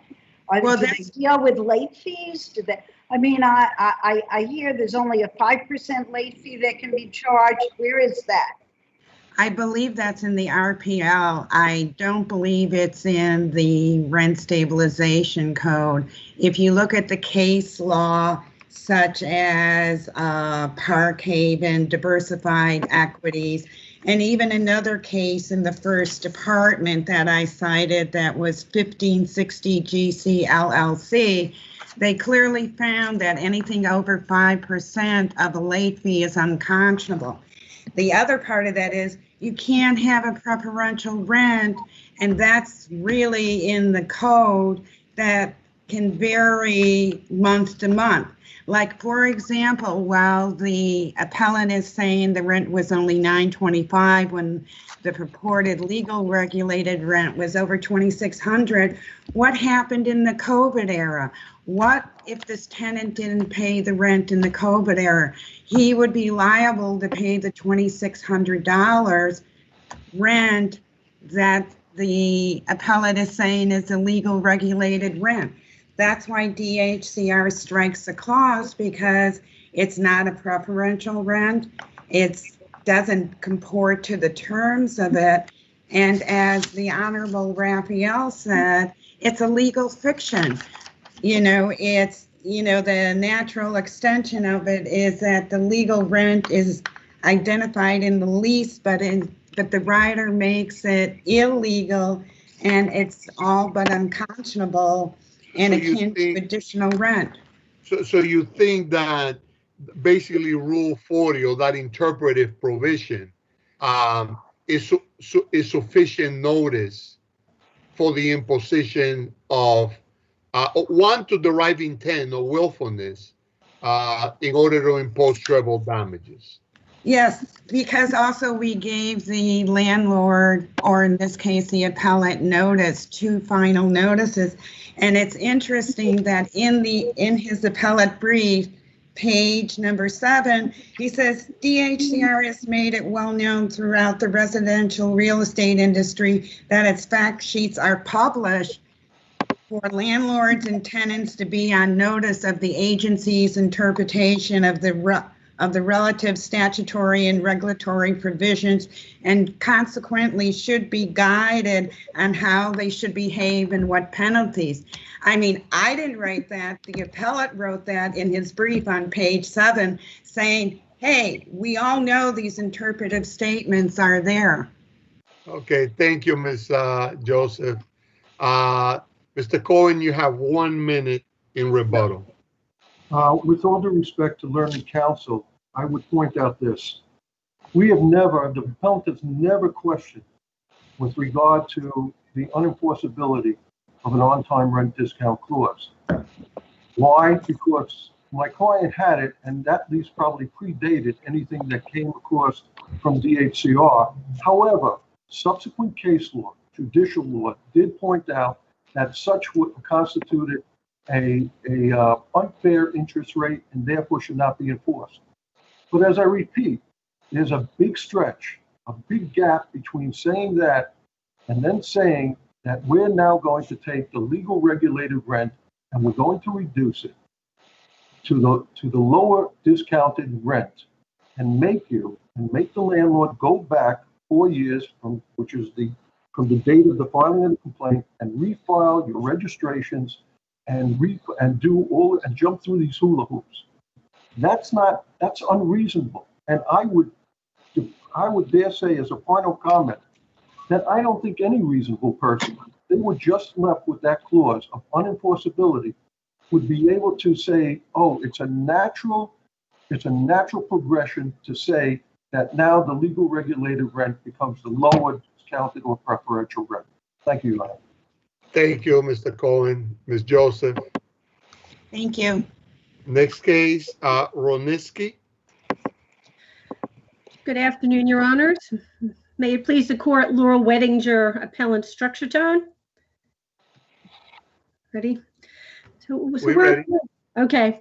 A plaintiff was improperly granted summary judgment on his labor law 241-6 cause of action, which cause of action should have been dismissed because the condition plaintiff says caused this action was part of a barricade and integral to the work that was being performed.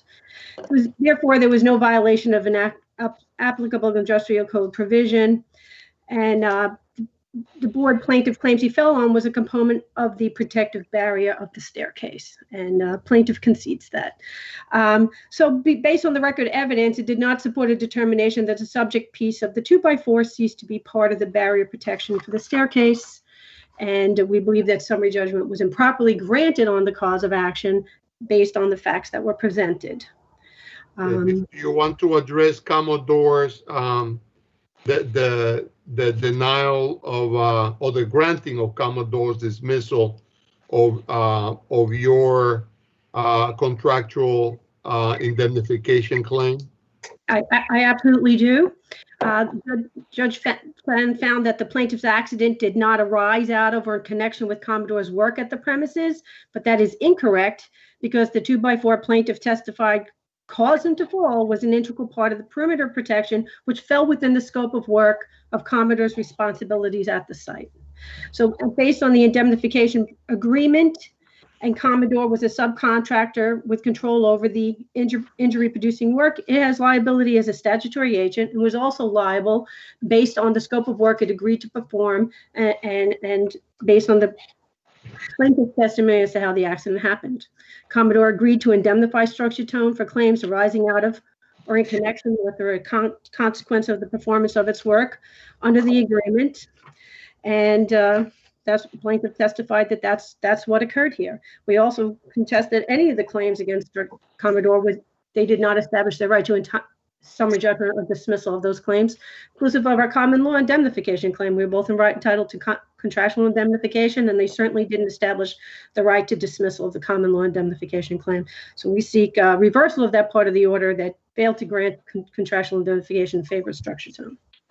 And my third argument with regards to the appeal that I brought, and I have reserved time on with regards to the cross appeal, is under the contractual indemnification agreement with Shore. Counsel, please slow down. I'm sorry. I'm so used to getting short times. I'm very sorry. All right. So if there's any questions on the other two issues, I'm going to move on to Shore. Go for it. Okay, with regards to Shore, we were properly granted summary judgment on our contractual indemnification claim, but oddly enough, we were not given our attorney's fees, which is an inherent part of the cause of action. And so we, of course, are seeking reversal of that. It is part of the cause of action. It's named in the cause of action. It was agreed to between and among the parties. And we submit that we are entitled to our attorney's fees with regards to the defense costs as against both Commodore and Shore, but this, so we're seeking reinstatement of the attorney fee claim, which was part of the contractual indemnification claim. And that is my primary argument, and I have saved a lot of time in order to deal with the rebuttals and the cross appeal brought by Shore, unless the court has any questions for me on these arguments. No, I think we're good. You reserve 4 minutes on the cross, for rebuttal. So let's do that. Okay. Let me hear from Shore. Good afternoon. Can you hear me? Yes. We can. Hello? Yeah, we can hear you. We cannot see you. Okay. How about now? We can hear you, but not see you. Okay. Would you like me to proceed? You may. All I need to do is hear your argument, so go for it. Okay. Good afternoon, Your Honors. May it please the court. My name is Adenine Medina on behalf of Shore Electrical Contracting. I would like to first address the issue of contractual indemnification claimed by Structure Tone. And it is our position that Structure Tone was not entitled to summary judgment on its claim for contractual indemnity against Shore. Based on the contractual indemnity provisions at issue, it required that the claim for the indemnification provision to be triggered, the claim had to arise out of the performance of Shore's work under the contract. And here, the scope of work under the contract was limited to electrical work. Plaintiff's fall and accident was not caused by any aspect of Shore's electrical work. It is undisputed that plaintiff's accident was caused by the barricade or 2x4 with the mesh wrapped around it that was installed by Commodore at the request of Structure Tone, not related to Shore's electrical work at all. This was what was he doing? What was he doing up by the mezzanine and on the stairways? He had been. He was your worker. He was. It's just hard to conceptually understand this. under the case law, he was a worker for sure, and he was at the premises as a worker for sure. He had been performing inspection work of the electrical work being performed by Shore. He had completed that. It was his testimony that he had finished doing the inspection of the work, and he was on his way out. He was not inspecting, he was not performing electrical work at the time that he fell. He was simply exiting the premises. And that's when he tripped or, was caused to fall by the barricade or portions of the barricade or the 2x4. And Counsel, this is Judge Gonzalez, but his work shift ended at what, 11 o'clock? His work shift didn't end when everybody else's shift ended at 2:30, right? So wasn't he still on the job? I believe this accident occurred. I don't remember the time frame within which it occurred versus the time that he was leaving. He did testify that he was headed home at the time that his accident occurred. He was done for the day. He had completed the inspection and he was headed out of the premises. He was not in the course of inspecting the work. He was not in the course of doing any kind of electrical work. He was in the course of exiting the premise, having completed his task. And this case falls squarely within sort of the facts of the Canty decision and is necessarily distinguishable from all the cases relied on both by the court and by structure tone. The case law pretty much says, it's irrelevant that he is in the course or at the premises for purposes of his employment if the accident or the cause of the accident was not the course or the performance of the work within the contract itself. And that's what happened in this case. He was not performing electrical work. He was not performing inspection of the electrical work. He had been completed with his task at the time of the accident. And the record is undisputed that the cause of his accident was the barricade that was placed there and the responsibility solely of Commodore at the supervision and sort of overseeing by structure tone. So under the facts of this case, it's impossible to have a finding that Shore has an obligation to indemnify structure tone, because doing so would, essentially have Shore become a de facto insurer of the safety of the entire premises by virtue of the fact that it has employees at the site. The only connection between the contract and this accident is the fact that plaintiff was an employee of Shore, and that's not what the contract calls for. That's not what the indemnification provision calls for. It has to, for the indemnification obligation to be triggered, the accident has to be caused by or arise out of the actual performance of the scope of the work within the contract, and plaintiff was not performing the scope within the work of the contract as he was exiting the premises. So for this reason, the court's finding of summary judgment in favor of structure tone should be reversed. And the same reasoning applies as to Commodore. If I may switch gears, my point to Commodore's. You got 1 minute. Sure. So Commodore was granted dismissal, and that was inappropriate for the same reasons. The testimony and all the proof demonstrated that Commodore was responsible for placing of the perimeter protection, at the inspection and approval of structure tone. But all the testimony agreed, if this 2x4 was placed there by Commodore and it was under Commodore's sort of control. So granting Commodore summary judgment and dismissal in this case was entirely in error, and Shore was entitled to contractual indemnity, common law indemnification from Commodore, or at the very least denial of Commodore's motion for summary judgment. I believe the issues at the very least should be for the jury. And being that my time is about to be up, I would offer the court if it has any questions. Okay, court, bench. Okay, I think we're good, Ms. Medina. Thank you, Your Honor. Thank you. Let me hear from Rudinsky. I'm sorry. Who's going next? Commodore Rudinsky. Rudinsky. Okay, thank you, Your Honor. Scott Singer for the plaintiff respondent. I just want to clarify, the attorney for the appellant said Well, plaintiff concedes that the 2x4 that he fell on was part of the barricade. He most certainly did not concede that. What he said was he believed that at one time that 2x4 had been part of the barricade, but it was certainly not part of the barricade at the time. And there was no barricade there. There's no dispute that there wasn't a barricade at the entrance to the stairway. There was supposed to be barricades completely encircling the stairway, and that was not there at the time. And that's why we believe that this is a violation of 241-6, premised on the violation of Industrial Code 23-1.7 E2, and that the court properly granted a summary judgment. In reviewing my papers, I realized that for reasons that I can't fathom, I neglected to address the decision of this court in Krzyzanowski, which was obviously an important case. I think there were two judges in this bench that were on it.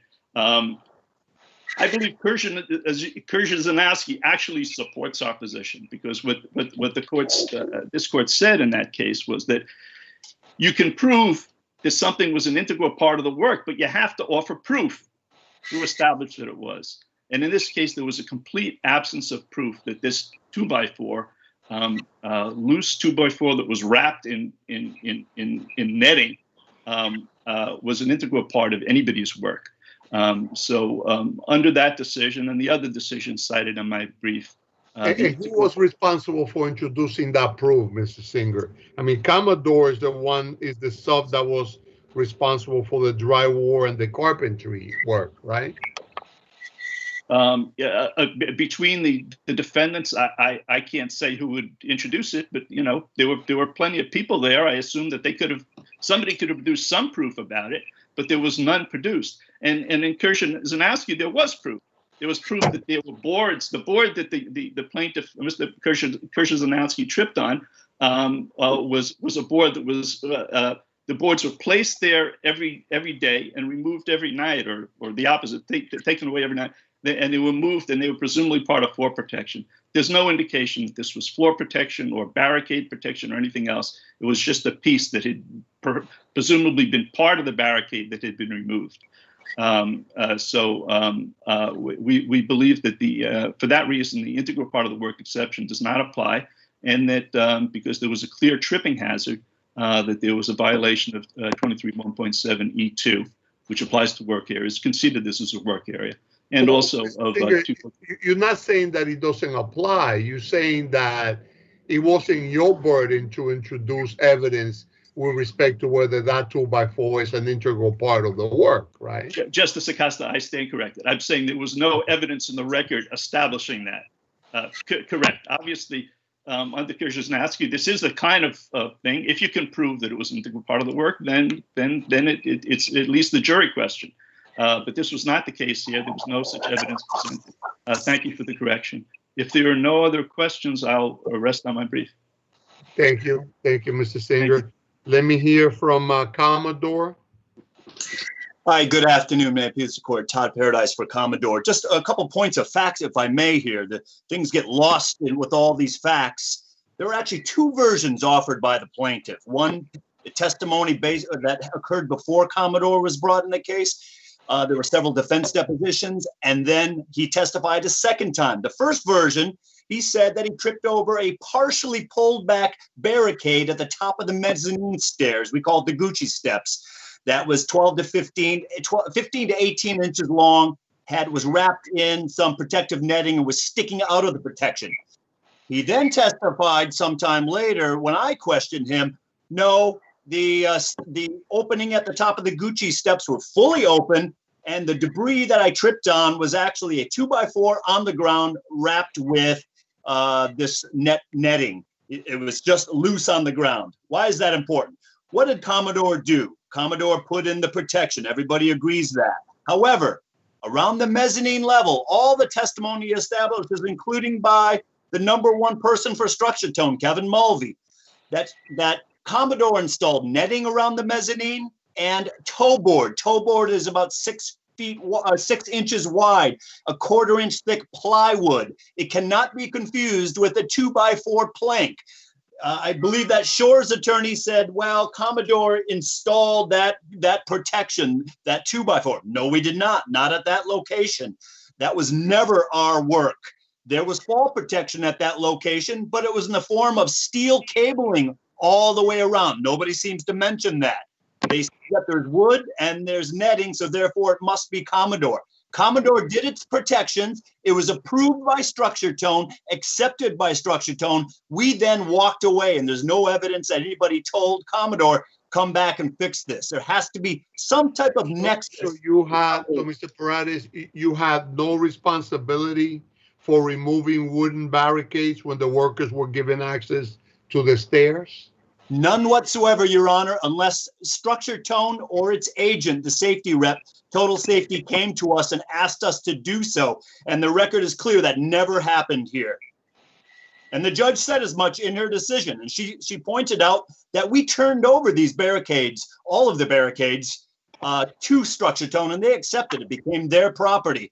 And again, the 2x4 that was at the top of the Gucci steps, we never installed 2x4s around the Gucci steps, and all the defendants seem to ignore that fact. Scott Singer did point out that there was the testimony about the barricade was incorrect. I appreciate that, but there's no evidence that Commodore ever did this. What happened, Your Honors, is that somebody, we don't know who, came along and dumped that debris, that 2x4 and netting there. We don't know who it was. There's no evidence that it was Commodore. That doesn't make it Commodore's work because somebody came along and created that hazard. Okay.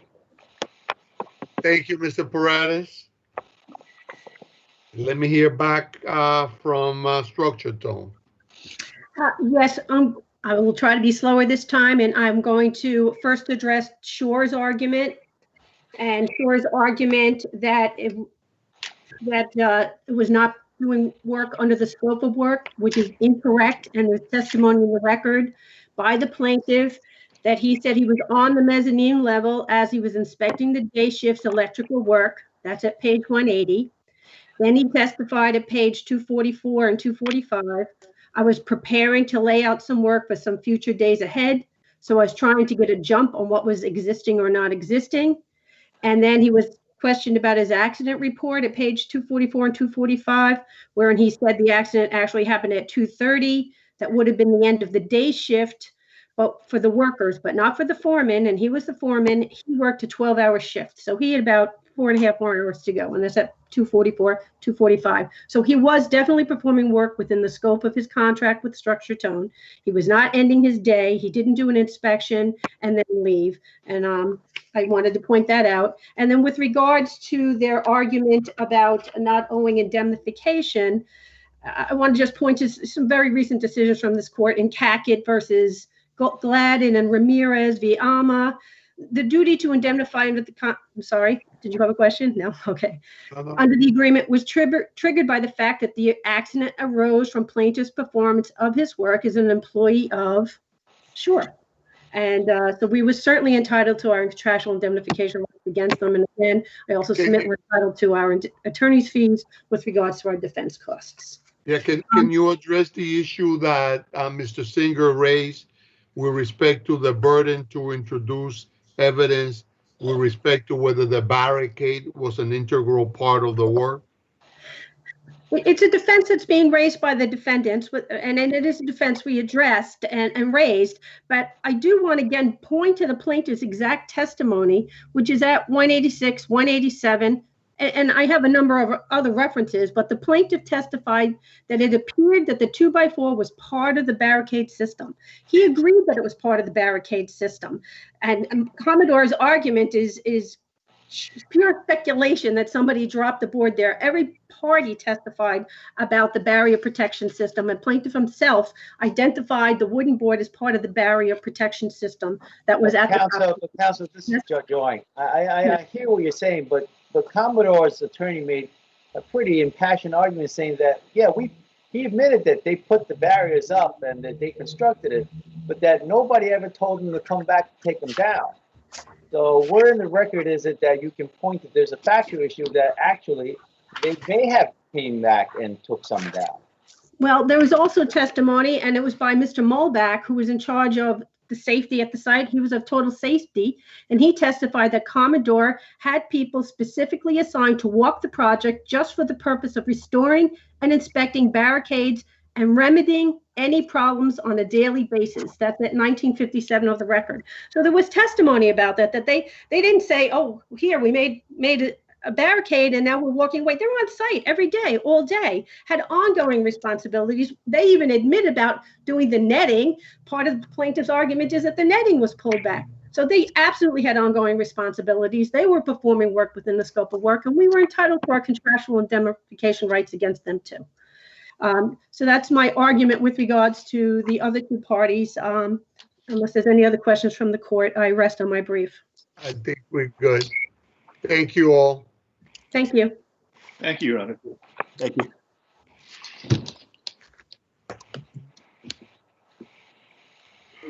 People versus Burgos. Good afternoon, Your Honors. This is Wayne Gosnell on behalf of Appellant Angelo Burgos. Appellant's convictions for first-degree assault following a bench trial must be dismissed because his convictions are not based on legally sufficient evidence and are against the weight of the evidence. This case arose out of a chaotic street fight in March 2012. The people's case has been just as chaotic. None of the victims testified at trial. None of the witnesses, including the cooperating witness Emil Azar, said that they saw Appellant having a weapon or using a weapon that night. And the people even conceded on their summation, this is at record 374 to 375, that the video evidence, the video surveillance. I thought Azar testified that he saw the defendant making slashing motions, unquote. He says that Azar does testify that he saw Appellant making slashing motions, but he doesn't testify that he had a weapon. And there's nothing that you can infer from that, especially since you can see on the video the motions that Appellant is actually making. You can see him using his hands, his open hands, his closed fists, and variations in between. I mean, if I may, this is Justice Kennedy. Why should we even review this claim in the interest of justice? Because these claims are unpreserved. Below, the only argument was that Azar's testimony was incredible, and then just generally that the evidence was insufficient. This is unpreserved. Well, Your Honor, first, you should review this in the interest of justice, especially given who Appellant's counsel was at the trial below. But we submitted to the court Andre Zaranda's 330-30 motion, where he does preserve these issues, although he doesn't do it as artfully as we would like. He does preserve the issues about whether or not Appellant possesses a weapon that night or is using a weapon. And notably, Your Honors, although I know the people take the position that a 330-30 motion would be improper in a bench trial, Justice Pickholt reached those issues. She decided those issues on the merits. And so if the court is concerned about the court below having the opportunity to hear these arguments and to decide these arguments, the court below did exactly that. So these issues are preserved and I believe are dispositive here. The people on appeal, they claim for the first time, even though they, in their summation, they affirmatively state that the video evidence does not show Appellant with a blade in his hand or a weapon in his hand. The people on appeal claim that camera 16 shows that he did have a weapon in his hand. And Your Honors, I submit you should review the evidence. You should review that. It doesn't show that. In the milliseconds before and after, it shows him with nothing in his hand. This is Judge Gonzalez. I'm not sure which video it is, but doesn't the video, one of the videos at least, show the defendant reaching into his pocket and taking out something small in his hand and carrying that in his hand as he walks along? Well, Your Honor, I think that you're referring to camera 8, and this is sort of early on in the brawl. I think that there's probably a reasonable inference that he is reaching into his pocket at some point, but it's not clear what he's doing, what he's reaching for, or what he's doing. And I would note that the people's argument immediately after that, and this is on page 21 of their brief, they say that the other people in Appellant's group then sort of back away from the appellants because they don't want to get cut by the weapon. That is that particular argument is contradicted completely by the only testimony at trial by Emil Azar, who testified that he never saw Appellant with a weapon, that he never saw anybody being slashed. That's why that argument doesn't work. And if the people actually believed that argument, then their cooperator should have been charged with perjury, or certainly shouldn't have gotten the benefit of his cooperation agreement because he testified falsely at trial. He is right there. He's right next to Burgos. If I may, let's just stay right there. If I may, wasn't there also testimony, I believe, by Azar indicating that defendant had indicated that he would be carrying a knife that evening? Isn't that also in the record? No, Your Honors. And what you're referring to, I believe, is when Azar testifies that there's a conversation between Appellant and his co-defendant, Benjamin Jimenez. And he overhears the conversation where Jimenez is asking Appellant about how to hide some sort of weapon. That's it. There's nothing from that. You can't infer that they actually had a weapon, that Jimenez had a weapon. You certainly can't infer that Appellant had a weapon. And the location that they say that Azar overhears is to hide the weapon in your boot. Well, the video shows that nobody's reaching for their boot at any point in time.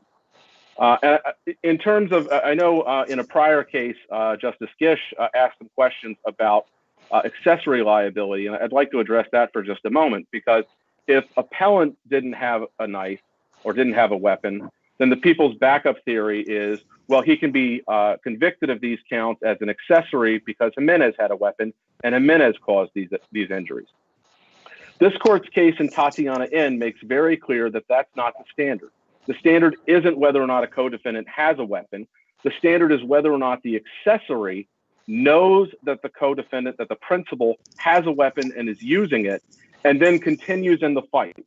And again, you've got to go back to the testimony from Emil Azar, you can see him on the video. He's right next to Appellant.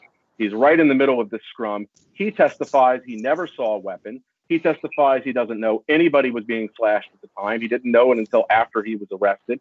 And there's also testimony about one of the victims telling another witness that he didn't even know he was injured, he was slashed, until after everything calmed down. So there's no proof in the record that Appellant knew that his co-defendant was doing anything with a weapon. Thank you, Mr. Gosden. Let me hear from Thank you, Your Honor. Good afternoon, Your Honors. May it please the court. My name is Sheila Bautista, and I represent the people in this case. Your Honors, can you hear me okay? Can I ask you? Yes.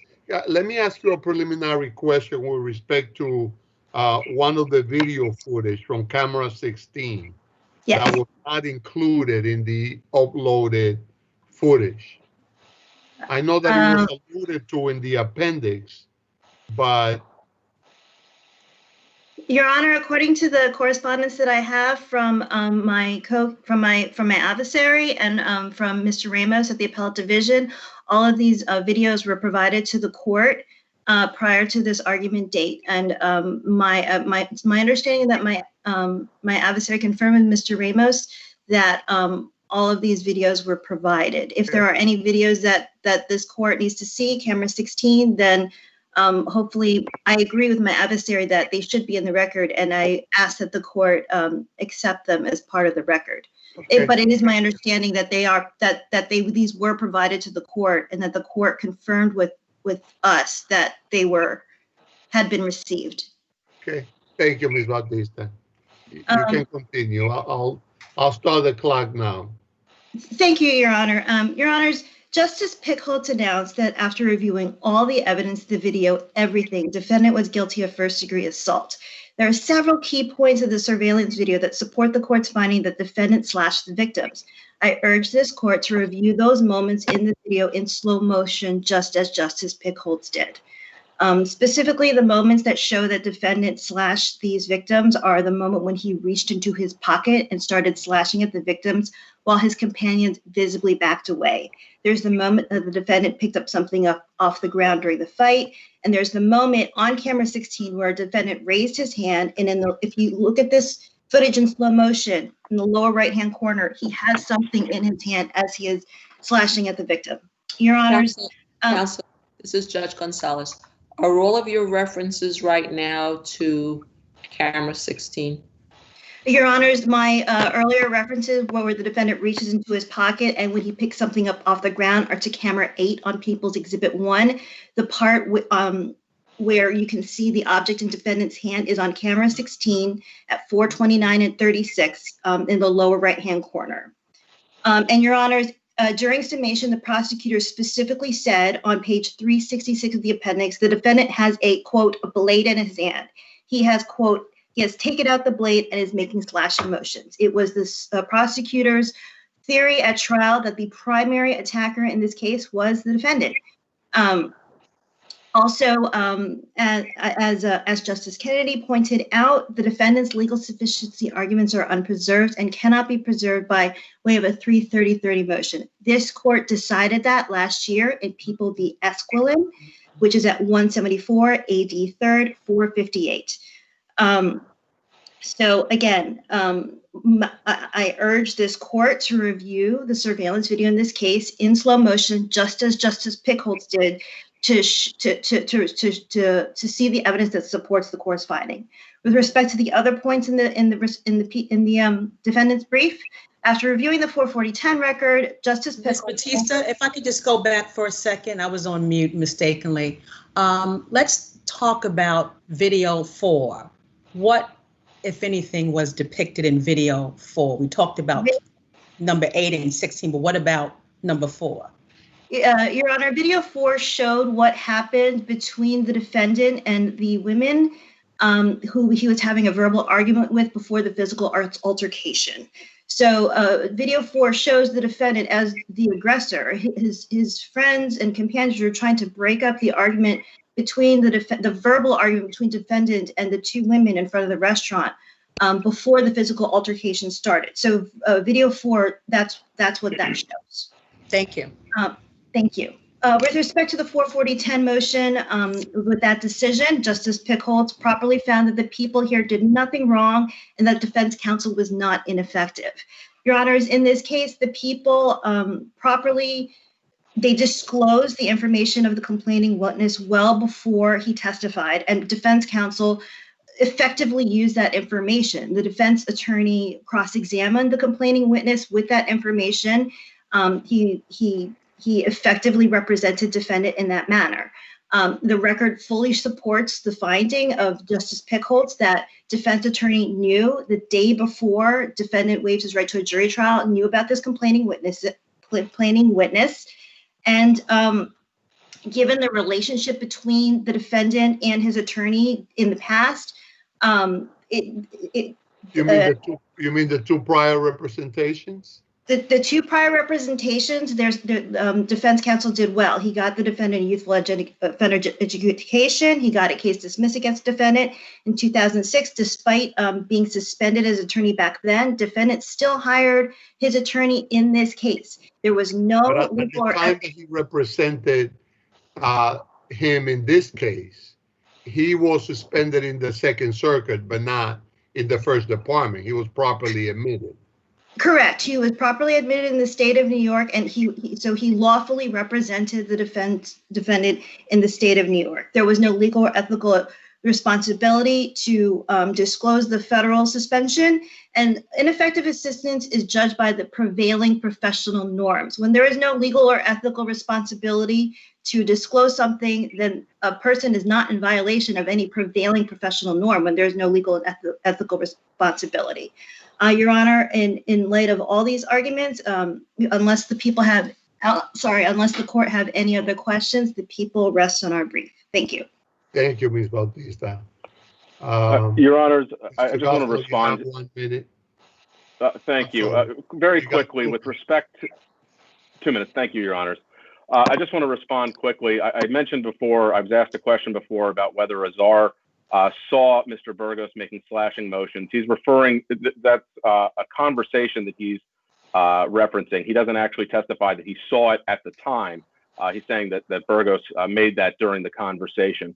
With respect to Mr. Aranda was suspended, and I believe this court's decision in Tausi Kasuchi makes clear that an attorney who's suspended by a foreign jurisdiction, where this court later adopts those findings that go to the heart of his competency to appear as a lawyer, result in a per se.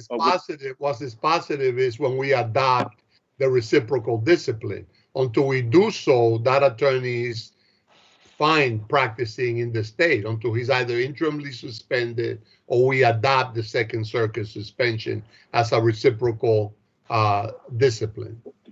Well, Your Honor, I would respectfully submit that Andres Aranda was not an okay attorney on any level. The people referenced that they say that they provided the information about the cooperating witness in time for Mr. Aranda to make use of it. First off, they violated the discovery statutes by misrepresenting the nature of those statements. They provided it to Mr. Aranda the night before trial when appellant was not present in court. And it's clear from the record, the only thing that's clear from the record is that appellant didn't know about that before he decided to waive his right to a jury trial. Mr. Aranda had an absolute requirement to discuss that with his client in order for his client's waiver of his jury trial right to be knowing and intelligently made. The fact that he didn't do that is it's one example of his pattern of misconduct when it comes to representing criminal defendants.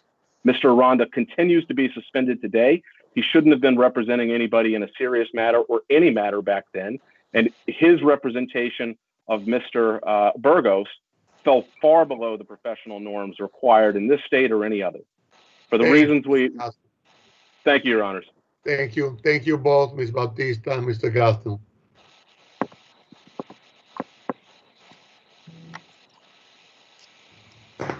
Karakash. Good afternoon, Your Honor. Erica Dubno for the petitioner. Restrictions on land use are a derogation of common law, and how a person can use their property are strictly construed against the municipality and in favor of the property owner. Here, the building inspector who initially went to the premises, as well as both hearing officers who considered the evidence in this case, all found that Karine Karakash's use of metal containers in connection with converting and modifying vehicles fully complied with her certificate of occupancy. So Counsel, this is Judge Owen. That may be true that the two hearing officers, the first hearing officer dismissed the summons and violation, finding that there was no violation of the zoning resolution, which is what the summons was based on. The second summons was based on an administrative code violation, which was specific to the CO, and that hearing officer also found that there was no violation and dismissed the summons. We know from the record that the first summons or the first decision by the hearing officer was never appealed, so that's the end of that one. But the second one was appealed, and on appeal, the appeals board or appeals bureau reversed that. So why shouldn't we give credence or at least defer to that determination? I know that, you have the first one that says one thing, and then the second one kind of emphasized and said the same thing again. But then now we have an appeal of the second one where the appeals bureau said, no, we're going to reverse you. We find that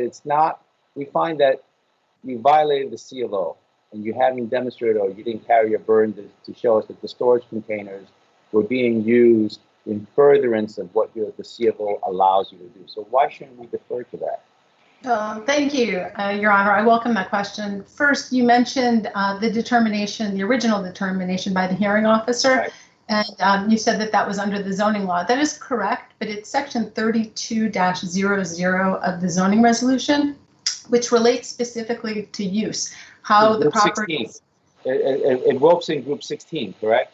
Exactly. 3200, right. It ropes in group 16, which talks about storage facilities and automotive repair shops, right? That's correct. But the second provision, the certificate of occupancy provision, also relates to use groups, because on the face of the certificate of occupancy itself, it talks about use group 16. But in relation to your question as to why we should not just give straight deference and why we should ignore the fact that these kinds of laws are a derogation of common law and we should construe them in favor of the property owner, certainly where you have an administrative determination, obviously deference is given to that, except where that decision is contradicted by the testimony and the evidence.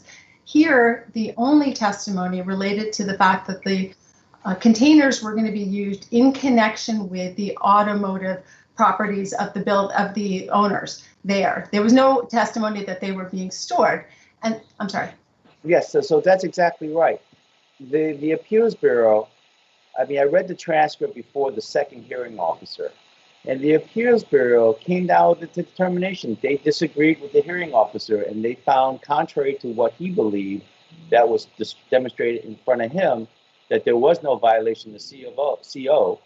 The Appeals Bureau said, no, we now reviewed everything, we reviewed the arguments, and we find that there is a violation of CO, and therefore that's what we're saying. And I'm not sure, unless it's totally unfounded and totally arbitrary and capricious as to their reading of what was in front of them, it's kind of hard for me to agree that maybe that we should disregard the deference we all afford them and say, no, they're wrong too. So, certainly, it's a good question, Your Honor. Sorry, I mean, that was kind of long. Did you follow what I was trying to? I fully understand that. I'll give you an extra minute. Thank you. I appreciate that, Your Honor. First of all, the Appeals Bureau decision was actually based on a mistake of law. What they were saying was that you can only be making minor repairs at this automotive repair place, which is just not true. They were relying on the definition of a service station, a gas station, where you can change the battery. That's a minor repair. That was wrong. Under their certificate of occupancy and under their use group, they were not limited to minor repairs. They were able to make any type of vehicle repairs there. So first of all, it's an error of law in the Appeals Bureau's decision. Second of all, Counsel, if I may, how was the conversion of a 20-foot high container into a specialized trailer for a truck? How can that possibly be construed as repair? Your Honor, that's a good question. The repair concept there is also includes body work and other types of custom work done with vehicles. Use Group 16 fully authorizes parking of trailers. It authorizes work on trailers and other vehicles, motorcycles as well. So it's not just limited to automotive repairs or automobile. I think you're absolutely right about that. That is probably the basis for, I would submit to you that would be a sound basis for the first hearing officer to find no violation of the zoning resolution, because it's zoned exactly as you said. Group 16 is zoned for storage of containers and all that. But when it comes down to specific, when you get down to the administrative code violation on the second summons, that goes down into the CO, and the CO has 4 instances where the owner can conduct its business. The zoning res is very broad. The CO becomes narrow in the sense that that's what's permissible for you to do on your property, regardless of what the area is zoned for. I mean, I agree with you. The area is zoned for Group 16, which allows for storage containers. But when you drill down to the CO, that's limited to what you're allowed to do on your property, right? So why is that wrong for the Appeals Bureau to find what they did? In this situation, the containers are an accessory to the automotive work that's being done at the establishment, and accessory uses are permitted. Here, the containers were being used basically as parts for vehicles. They were providing structure and metal for the conversion modification of actual vehicles. And so not everything needs to be spelled out specifically in the certificate of occupancy. A CO. And that's where the problem, that's where the Appeals Bureau and the agency comes in, and they interpret they provide their interpretation as to what those terms mean. And that's where we get into the sort of like this gray area as to who then decides what these terms mean in the CFO. Is it us or is it the agency? I'd like to answer that, but I see another justice is asking a question, so I'll get back to that. I think it's related to what Judge Hoying is asking in the same vein, but on the other side. the first hearing officer actually did make an affirmative finding that the use was consistent with the C of O, correct? That's It correct. said it expressly, right? So we get to the second hearing, and I understand that it did involve, one involved the zoning resolution, one involved the administrative code, but did they involve the same elements of proof? And if they did, doesn't the first determination here, or isn't there an issue of duplication where the violation is for the same exact containers that were the subject of the first violation, and therefore bar different outcome in the second proceeding? Yeah, you're correct, Your Honor. That's what we've been arguing there, which is basically what they did was they lost the first time. They never appealed. They issued a violation for virtually the identical conduct again. Their remedy was to discontinue illegal use, which is exactly what was in the first violation. And they came back again and tried to have a second bite at the apple. And regarding Justice Owen's question about whether or not, like, we should just basically say that all determinations by the Appeals Bureau should be, are sacrosanct and they can't be reviewed. That's why we have this. I don't know. I wouldn't go so far as that. Me saying that, I'm just saying how they interpret their terms is that according to deference. Okay, well, Your Honor, one of the things that's important is both of the hearing officers here were the ones who actually considered the hearing, the evidence, the actual testimony. And they believe the testimony was that the owner of the property intended to use those containers for automotive use. The appellate unit's determination was not made by considering the evidence, not considering the testimony at all. And it's important to note that the hearing officer in the second case determined that the building department had failed to establish its burden, that they hadn't even met its burden. So, in response to Justice Gish's determination question, I think it's absolutely true that the first decision should be given precedential value here. And regardless of what specific Counsel, just to ask you again, you've referred to accessory use and you've referred to automotive use. But what you're talking about is basically the conversion of a container into a different type of structure. It's not a vehicle. I don't know what to call it. I'm going to say entity, structure. Your Honor, parts, does it? Or does it?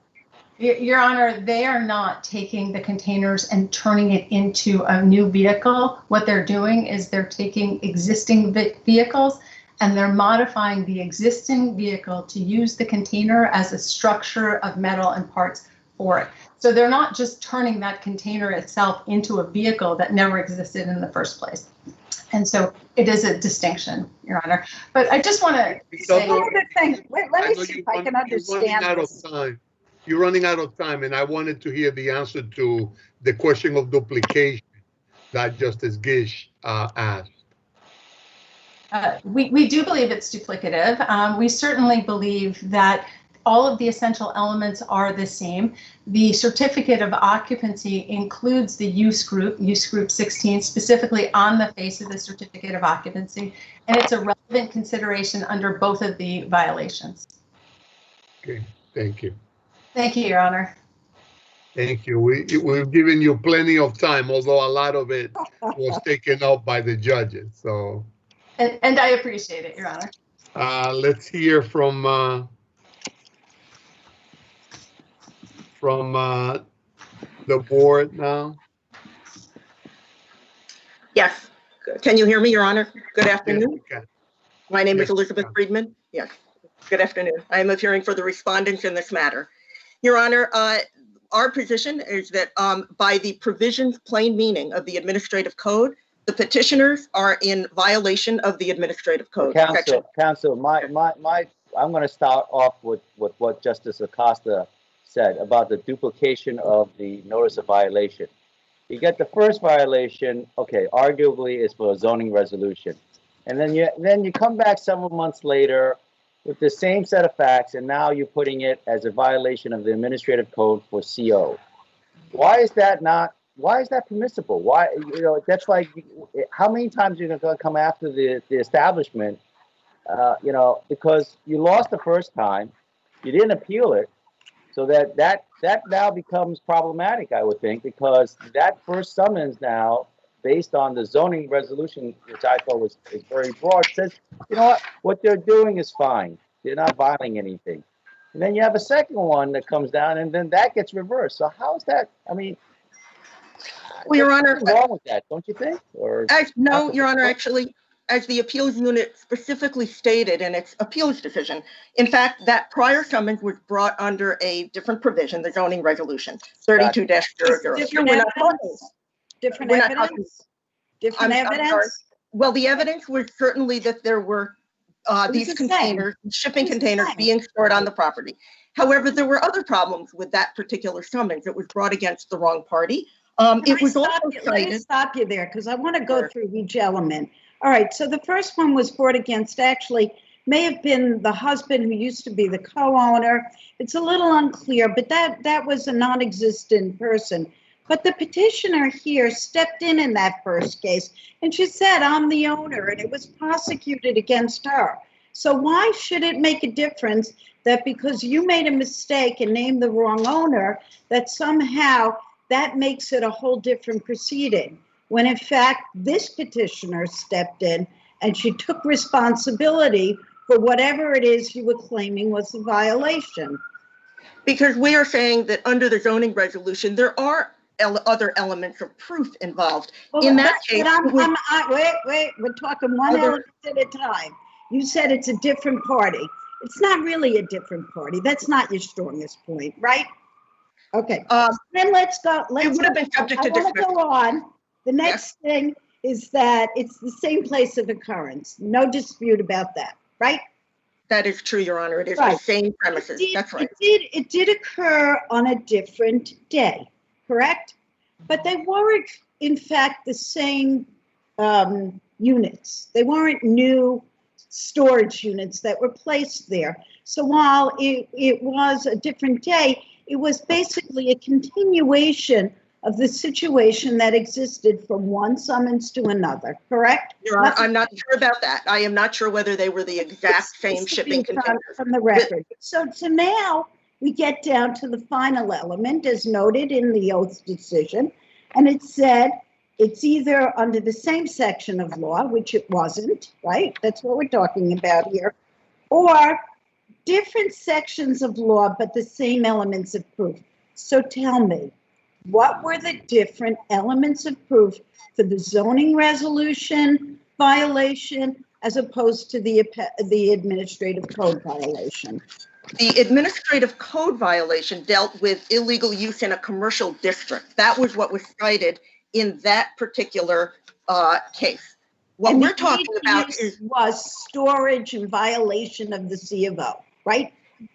Your Honor, I believe it was in violation of the zoning resolution, not the C of O. So was the finding in the first hearing by the hearing officer that the C of O was complied with, was that gratuitous? It was under the zoning resolution. It was. But why would they have to make that determination at all? Was it gratuitous or was it a necessary finding in order to establish that there was a violation of the zoning resolution? I don't think that the CO was particularly relevant in the first hearing officer's decision. You think it was gratuitous?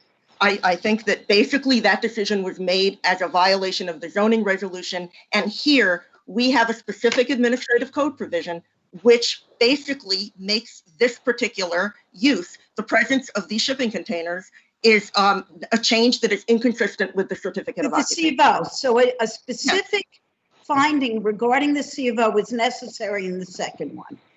It was necessary, and in fact, it was the same element. Suppose for a moment, I'm sorry to make you go through this, but I'm trying to analytically understand it. Yes. If in your first decision, you are incorrect, and that finding by the hearing officer regarding the C of O is not gratuitous, then isn't the proof, the evidence in each of these hearings necessary to find a violation the same? Your Honor, we say that the zoning resolution highly regulates unenclosed uses, which this is. In answer to your question, this is a different case. That involved different, as the appeals unit found, different elements of proof. I understand that the fact scenario looks like it's. It says that, but it doesn't identify them. But there was no adjudication to identify them for me. Well, Your Honor, the decision, the oath decision doesn't identify them. I'm asking you to identify them for me. Well, I know about the second decision, which was the subject of the appeals unit decision. Yeah, the oath. And I'm looking at the oath. Yes, and basically nothing. The DOB is not precluded from appealing, even if they were the same, which we don't. That's a different issue. Right. There is no impediment to appealing or from issuing a summons under a different violation. Here we're talking about the administrative. Well, there is an impediment under the doctrine of duplication, and that's what we're trying to sort out here. So, counsel. Okay. I'm sorry. No, I'm. So you know, just real quick.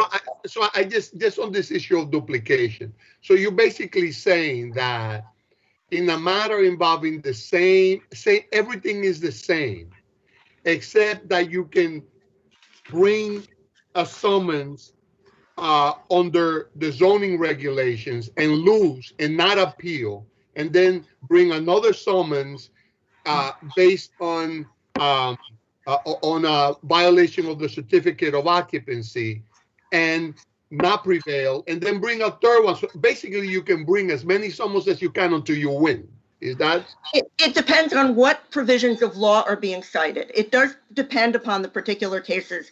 We are saying that here we are not precluded from bringing the subsequent action under the administrative code. It's interesting that that issue preclusion or claim preclusion usually requires, and I know it may not be applicable here, we're talking about duplication, but usually the stated public policy is that parties have an interest in finality.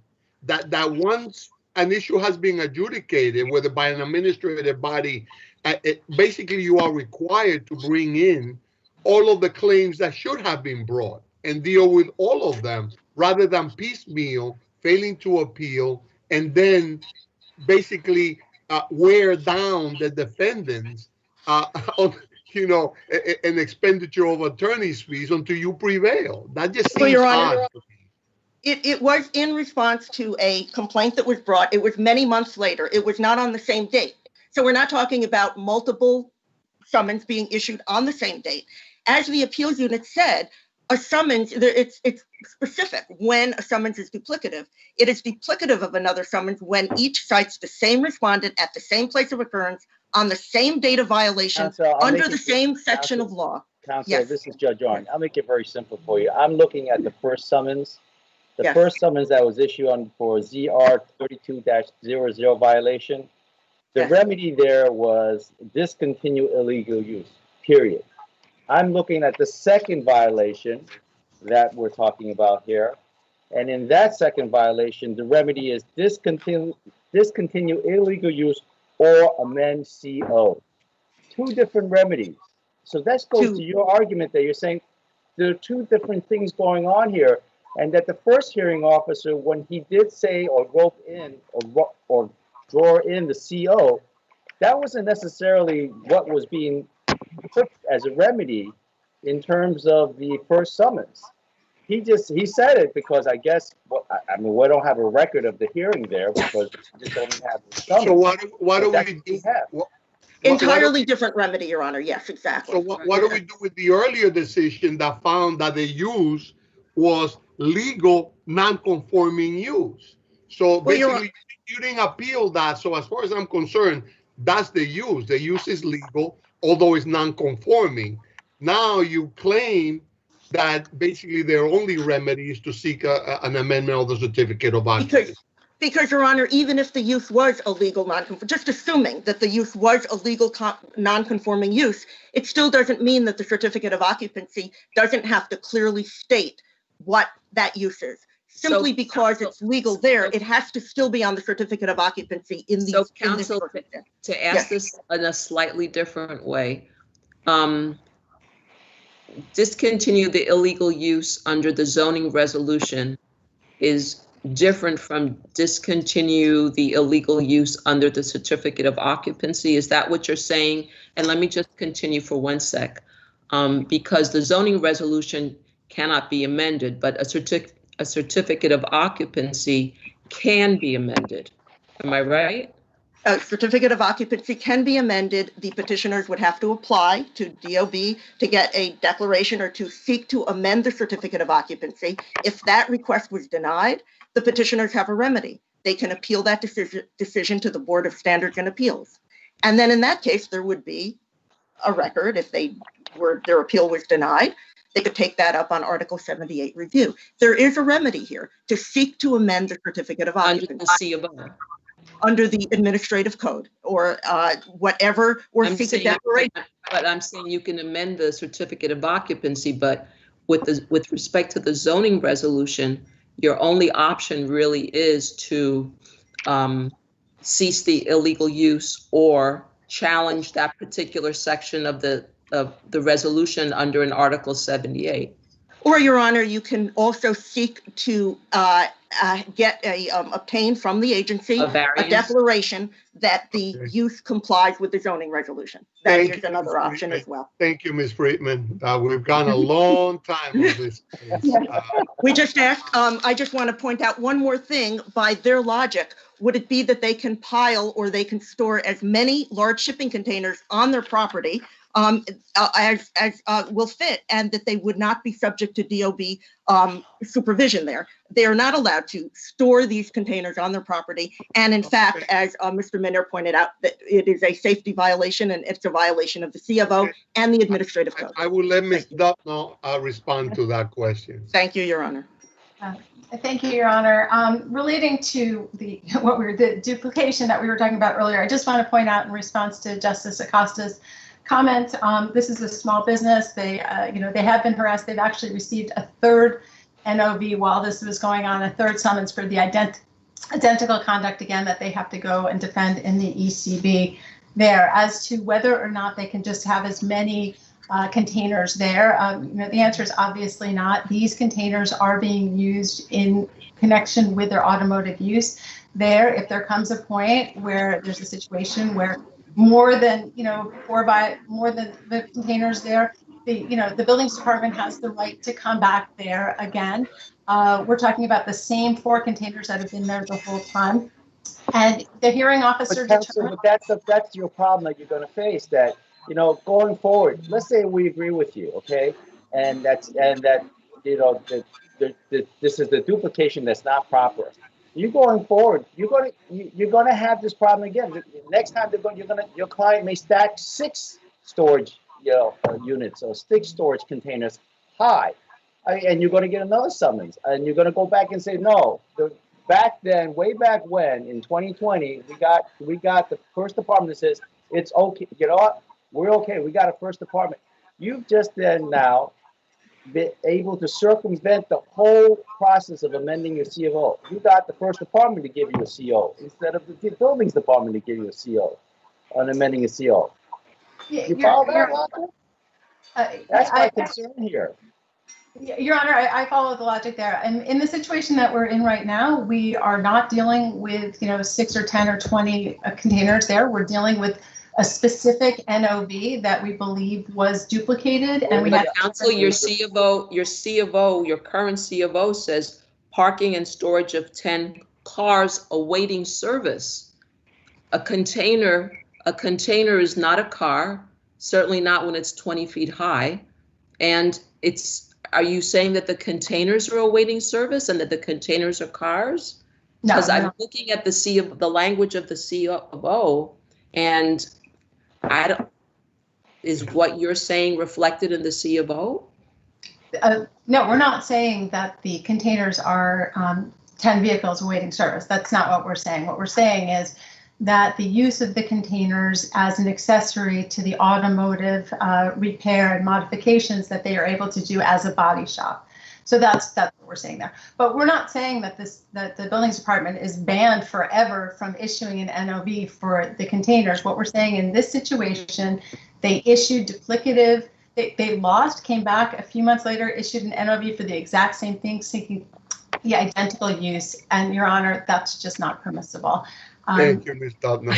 I've overlasted my time. I appreciate it. Thank you all for your patience. It's an interesting case. Thank you.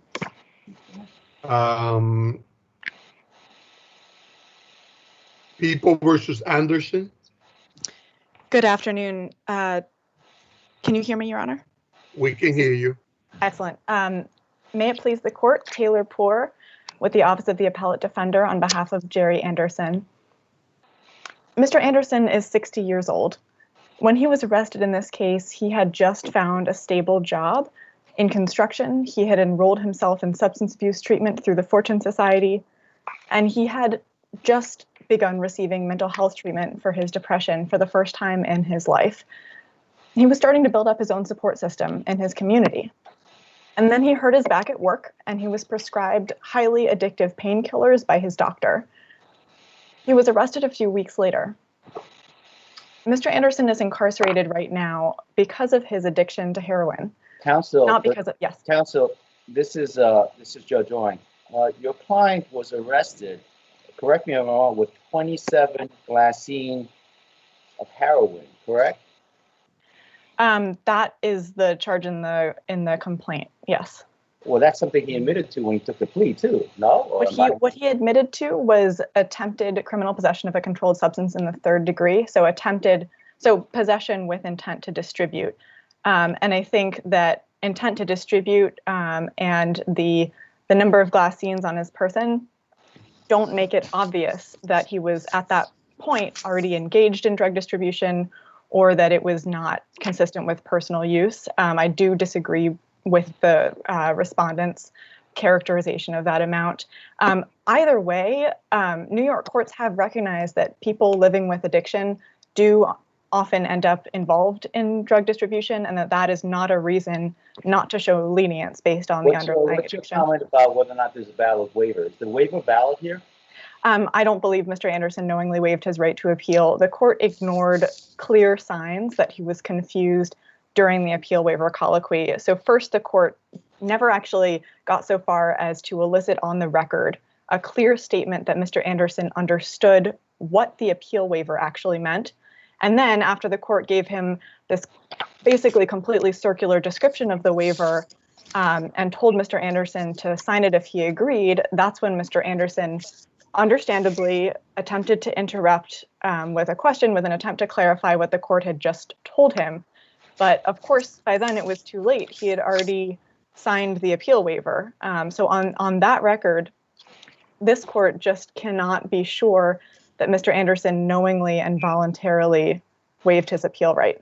You reconcile that? I'm sorry. No, I wanted to ask something different. Okay. Oh, what are you asking for in terms of a reduction? What are we looking at? 6 months, Judge. 6 months? Yes, to the legal minimum here. I thought the minimum was 3.5 years. Yes. So the minimum. So he is currently sentenced to 4 years. We're asking for a 6-month reduction in his sentence. How much is he currently served? The current sentence is 4 years of incarceration plus 1.5 years of post-release supervision for this. No. How much is he eligible? Served?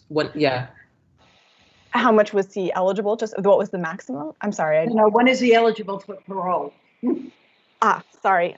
His conditional release date is next November. He is serving the leftover parole sentence from an earlier robbery conviction. So he is actually serving an additional 2 years and almost 9 months on top of the 4 years sentenced in this case.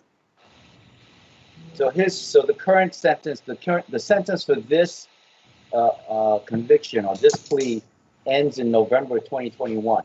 Is that what you're saying? Actually, I believe Mr. Anderson, if you just started counting 4 years from his incarceration on this case, he has completed. Yeah. So he's eligible for conditional release in next November. Next November 2021 for this plea, correct. And then he's got another 2 years to serve out. No, that's correct. That would be his. initial conditional release, taking into account the consecutive leftover parole time in addition to this sentence. I apologize for not understanding. Got it. Questions? Well, thank you, Ms. Taylor-Poor. Absolutely. I will reserve the rest of my argument for rebuttal. Okay. Thanks. Let me hear from the people.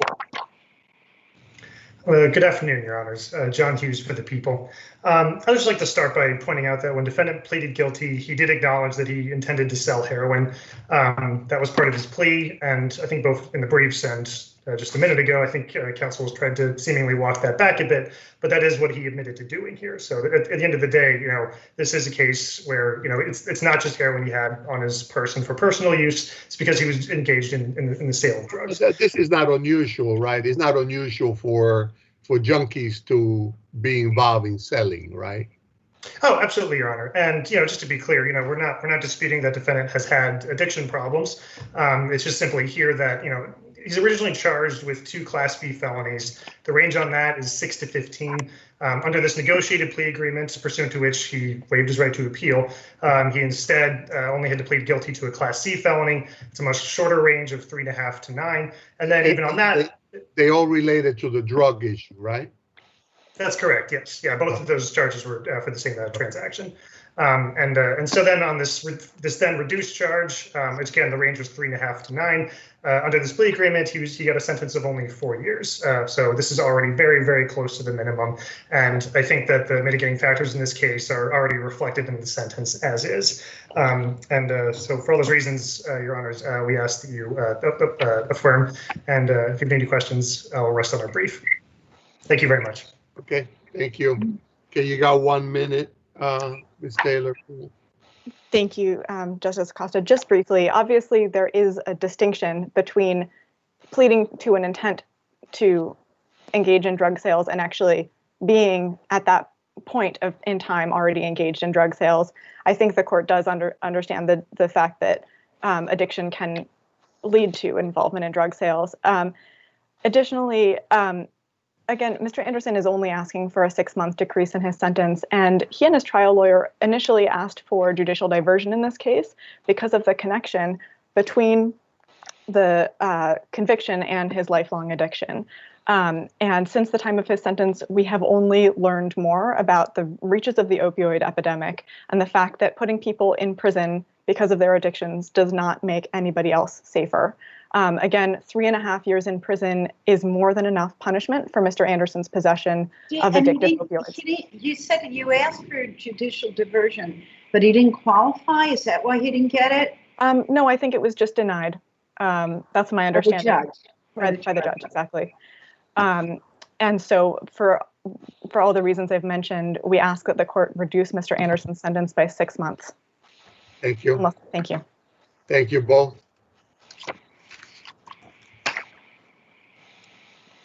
People versus Reed. Good afternoon, Your Honor. Can you hear me? Yes. Okay, Yes, great. we can. I'm Lauren Jones from the Legal Aid Society here on behalf of Mr. Reed. And in this case, we are also asking for a 6-month reduction, in this case, in his post-release supervision term. He's already out, right? He was early released because of COVID. It wasn't because of COVID. It was in the mid-March before any COVID releases had happened. It was because he had been so successful in prison that he was granted merit release. And that was, how much was of his sentence was left to serve that he got out early? I believe that he, just based on the time of his arrest, I believe he served 3.5 years of his 5-year sentence. And so has been out in the community for about 8 months now, has been, doing really well, which is to be expected, as he did well while he was incarcerated, met all of the programming requirements to justify his early merit release. And like, as this court just heard, this is a case where Mr. Reed experienced lifelong struggles with drug use, and in this case was arrested for possession.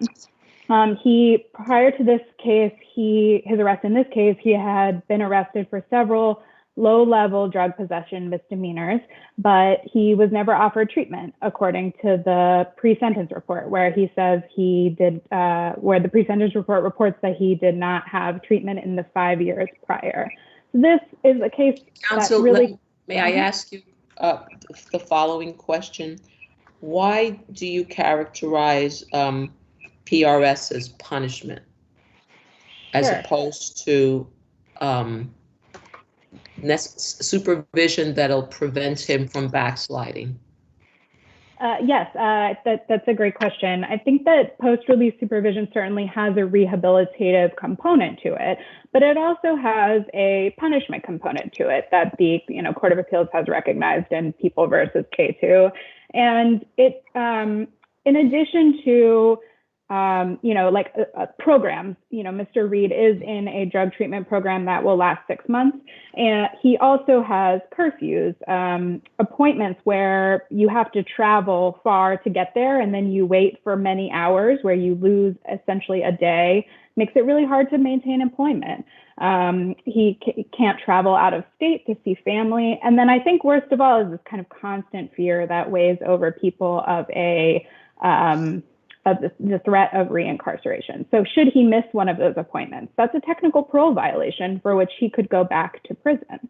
And so that amounts to punishment. And in this case, 1.5 years would be plenty of time for Mr. Reed to get the rehabilitative component of post-release supervision, to be adequately punished by the aspect of post-release supervision, but not to be harsh and excessive, especially for someone like him who has really proven his rehabilitative potential in the past 3.5 years.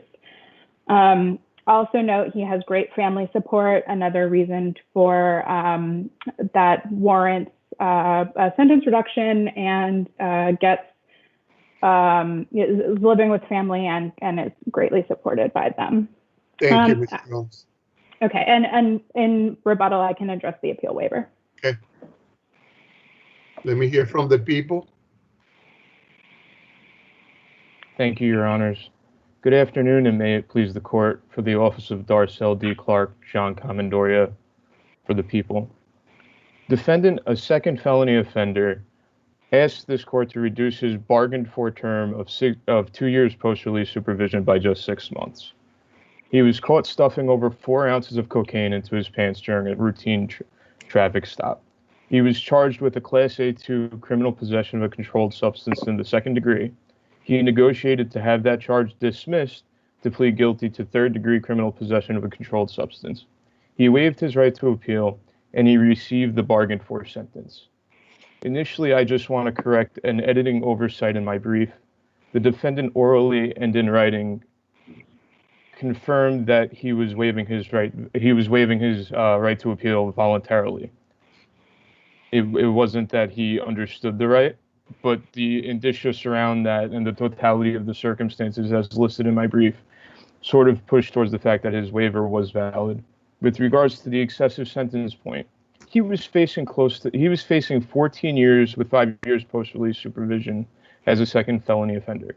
On the 3rd degree criminal possession charge, he was facing 12 years with 3 years post-release supervision. He got 5 years with 2 years post-release supervision. His 2 years is just 6 months more than the minimum. And not only that, because he's already released a 1.5 years early, he's ending his post-release supervision a 1.5 years early. His expiration date for post-release supervision is as of September 1st. I'm sorry, it's for March 19th, 2022, when it would have been for September 1st, 2023. That, coupled with the fact that he has a criminal history, it's not that I do understand that he has drug addictions, but not all of his crimes involve drugs. In fact, the reason he's a second felony offender was because he attempted a robbery where he shoved down an elderly woman. Couple that with the fact that it wasn't just him, it was a cop witnessing him shove. I understand your point, Mr. Commendoria, but the reality is that junkies do that, right? They got to get their fix and they go and rob people and do all the things. The question is he in a different position now? And is that something that the court should consider? Your Honor, if I may, he bargained for this sentence. He bargained for the sentence down from what it was. And while it's laudable that he's making this progress, and while it's laudable that he's making these steps to advance his life and his position in life, it's also counterproductive, and it's counterproductive to then take away that safety system to keep him from relapse and to keep him from committing more crimes, and to just leave him in the same environment that he's continued to revert back over and over again. Now, I'm not saying he's going to do that, but post-release supervision in this instance is more of an instance of help and of keeping him from relapsing rather than punishment. We got that. We got that. Thank you, Mr. Commandoria. Thank you, Ms. Jones.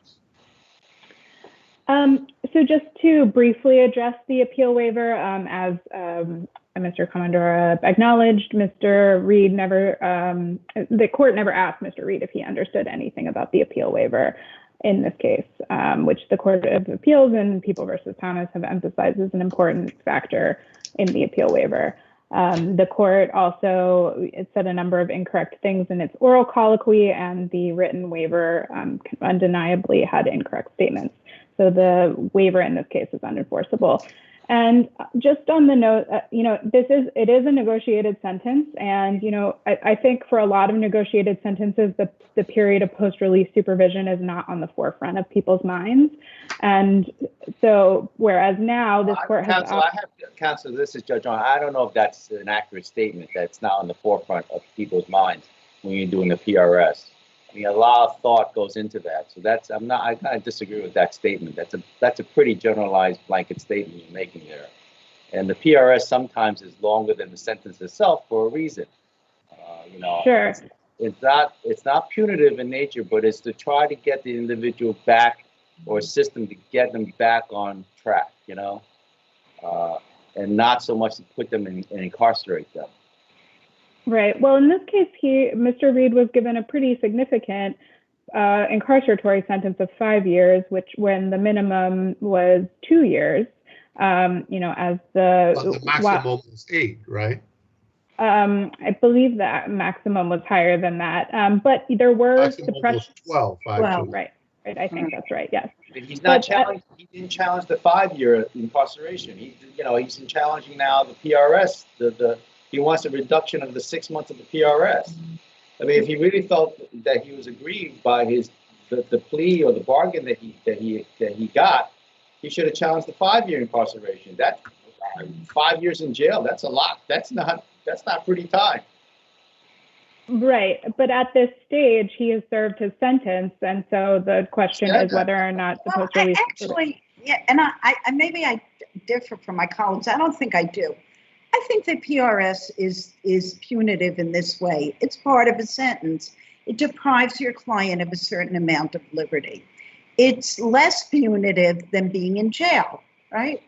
So it is part of a sentence. I don't take that away from what's going on here. His time actually in jail was reduced, but that was because of things that happened afterwards. If you say good behavior, and there is a mechanism for him to otherwise get reductions in his sentence because he's sort of followed a good path, which is laudatory. Your adversary said it. We all think it. We're all happy for him. The issue that Judge Wing is raising, which is a little different, which is at the time of the sentence, if your client believed that that sentence was inappropriate, actually, I think his remedy would be to seek to take back the plea.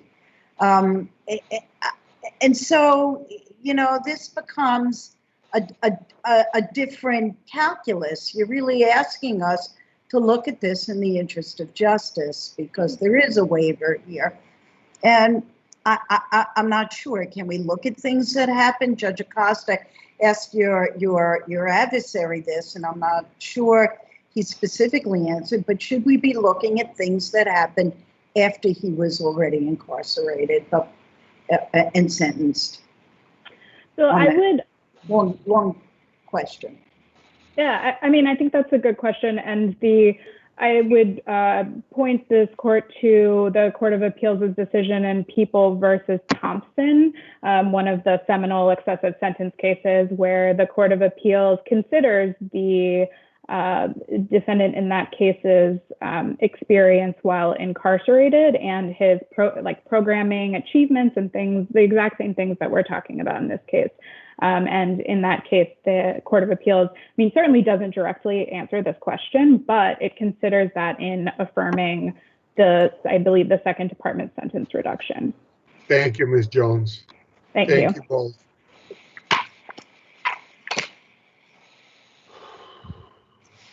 Mandel versus 340 owners. Good afternoon, Your Honors.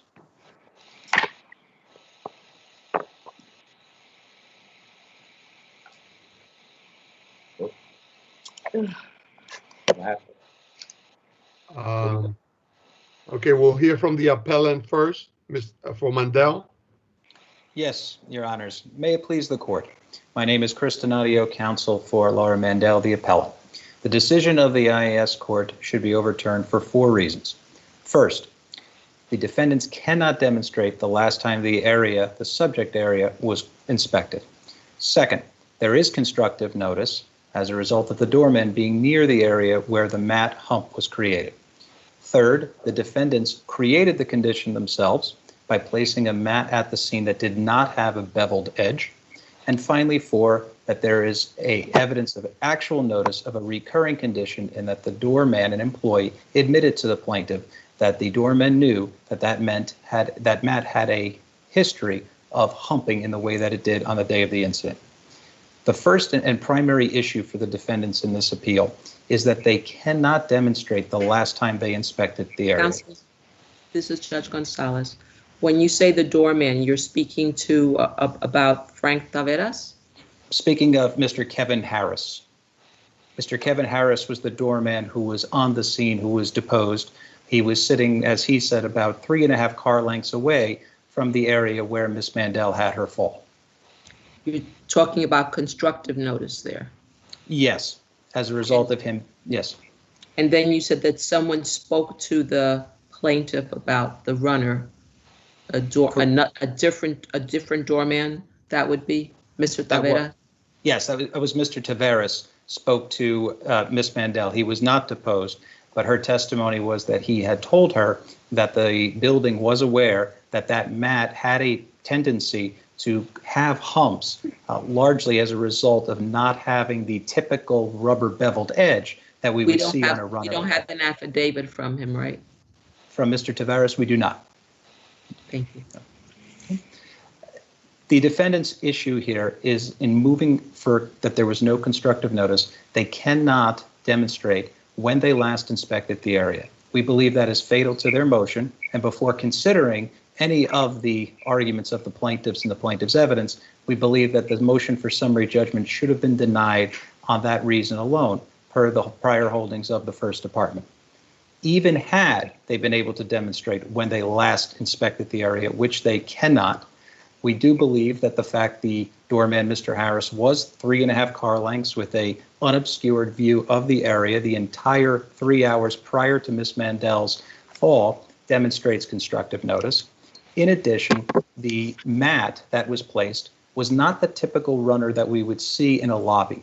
Per the expert affidavit that we provided and the photographs that were also part of the record, typically runners are made of carpet and have a rubbered beveled edge. And the reason for that rubber edge, per our expert, is to hold the mat down, to hold it in place. This particular mat that was placed in the lobby was simply a piece of carpet that had the carpet portion of it, but did not have the rubber beveled edge around it. The purpose of the rubber bevel edge is to hold down the carpet. Despite this mat not having that, which is a safety feature, they continued to put this out, which is why we believe they, in addition to having notice, also created the condition. So as a result of creating the condition, of having the doorman with an unobscured view of the area, but most importantly, that the defendants cannot meet their burden for summary judgment when moving on a notice argument because they cannot demonstrate the last time before plaintiff's fall that the area was inspected. That alone, we believe, is fatal to their motion, and it should have been denied. Thank you. Thank you, Mr. Donadio. Okay, let me hear from respondent 340 owners. Good afternoon, Your Honor. May it please the court, Anthony DiStefano from Morrow Lilling, the party for 340 Owners Court. Regarding the last issue that counsel just spoke about, this court's decision in Vasquez versus Genovese is controlling here.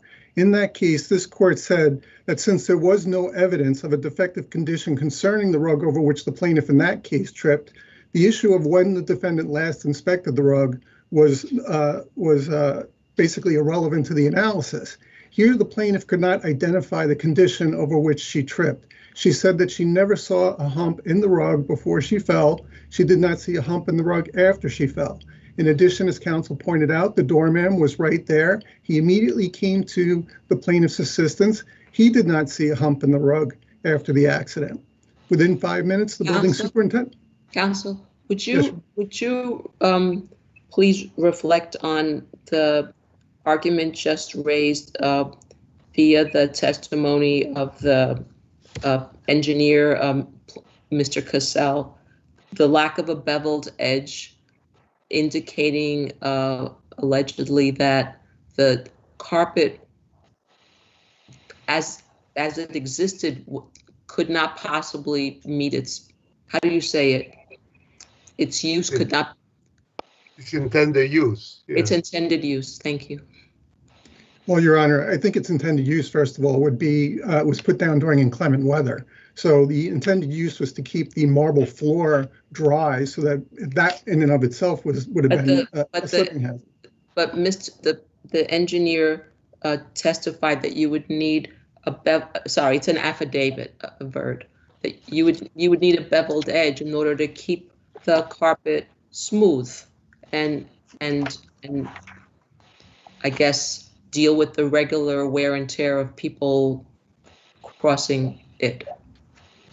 Okay, so directly addressing that, the expert did not refer to anything specific. There is no industry standard cited in his affidavit regarding this beveled edge that was supposed to be on these rugs. He also didn't refer to any ANSI standard. And in fact, this is a little bit outside the record. I looked up the ANSI standard myself that could apply to this, and it wasn't violated. So, the situation that we have here is an expert who's trying to raise a question of fact. And not only are his own credentials, being a civil engineer, not necessarily enough to make him warrant to be able to give the opinion, but then when he doubles down on it, he doesn't give you a specific industry standard regarding these beveled edges, that makes it his opinion. Mr. Stefano, what about plaintiff's own testimony that her foot slid under what she felt to be, quote, a hump in the edge of the safety runner? So she does testify that there was a hump in the edge of the safety runner. Why isn't that enough evidence to create an issue of fact?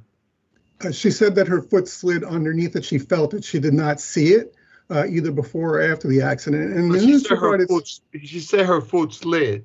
Yes. And in what she felt to be, and I'm quoting her, a hump in the edge of the safety runner. And that her foot got caught is what she uses, causing her to trip. Yes. So she says, I did not see it before she fell. She says she did not see it after she fell. And in fact, this plaintiff lived in this building for 36. Just one question, because you keep saying she didn't see it. And my question to you is, does a plaintiff actually have to see a condition, or can other senses be used to otherwise identify a condition? She says she felt it. Is that enough? And if not, why not? Can't you use your other senses?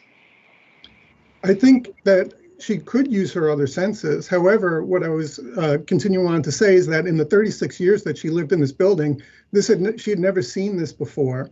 In the 26 years that the superintendent was in the building, he had never seen it or heard of anyone falling on this before. In the 4 years that the doorman had been putting down this rug, it was in fact Kevin Harris's responsibility, one of his responsibilities, to put down the rug. He had never seen that happen. This is Judge Owens. That all goes to what you're saying to me. All goes to notice.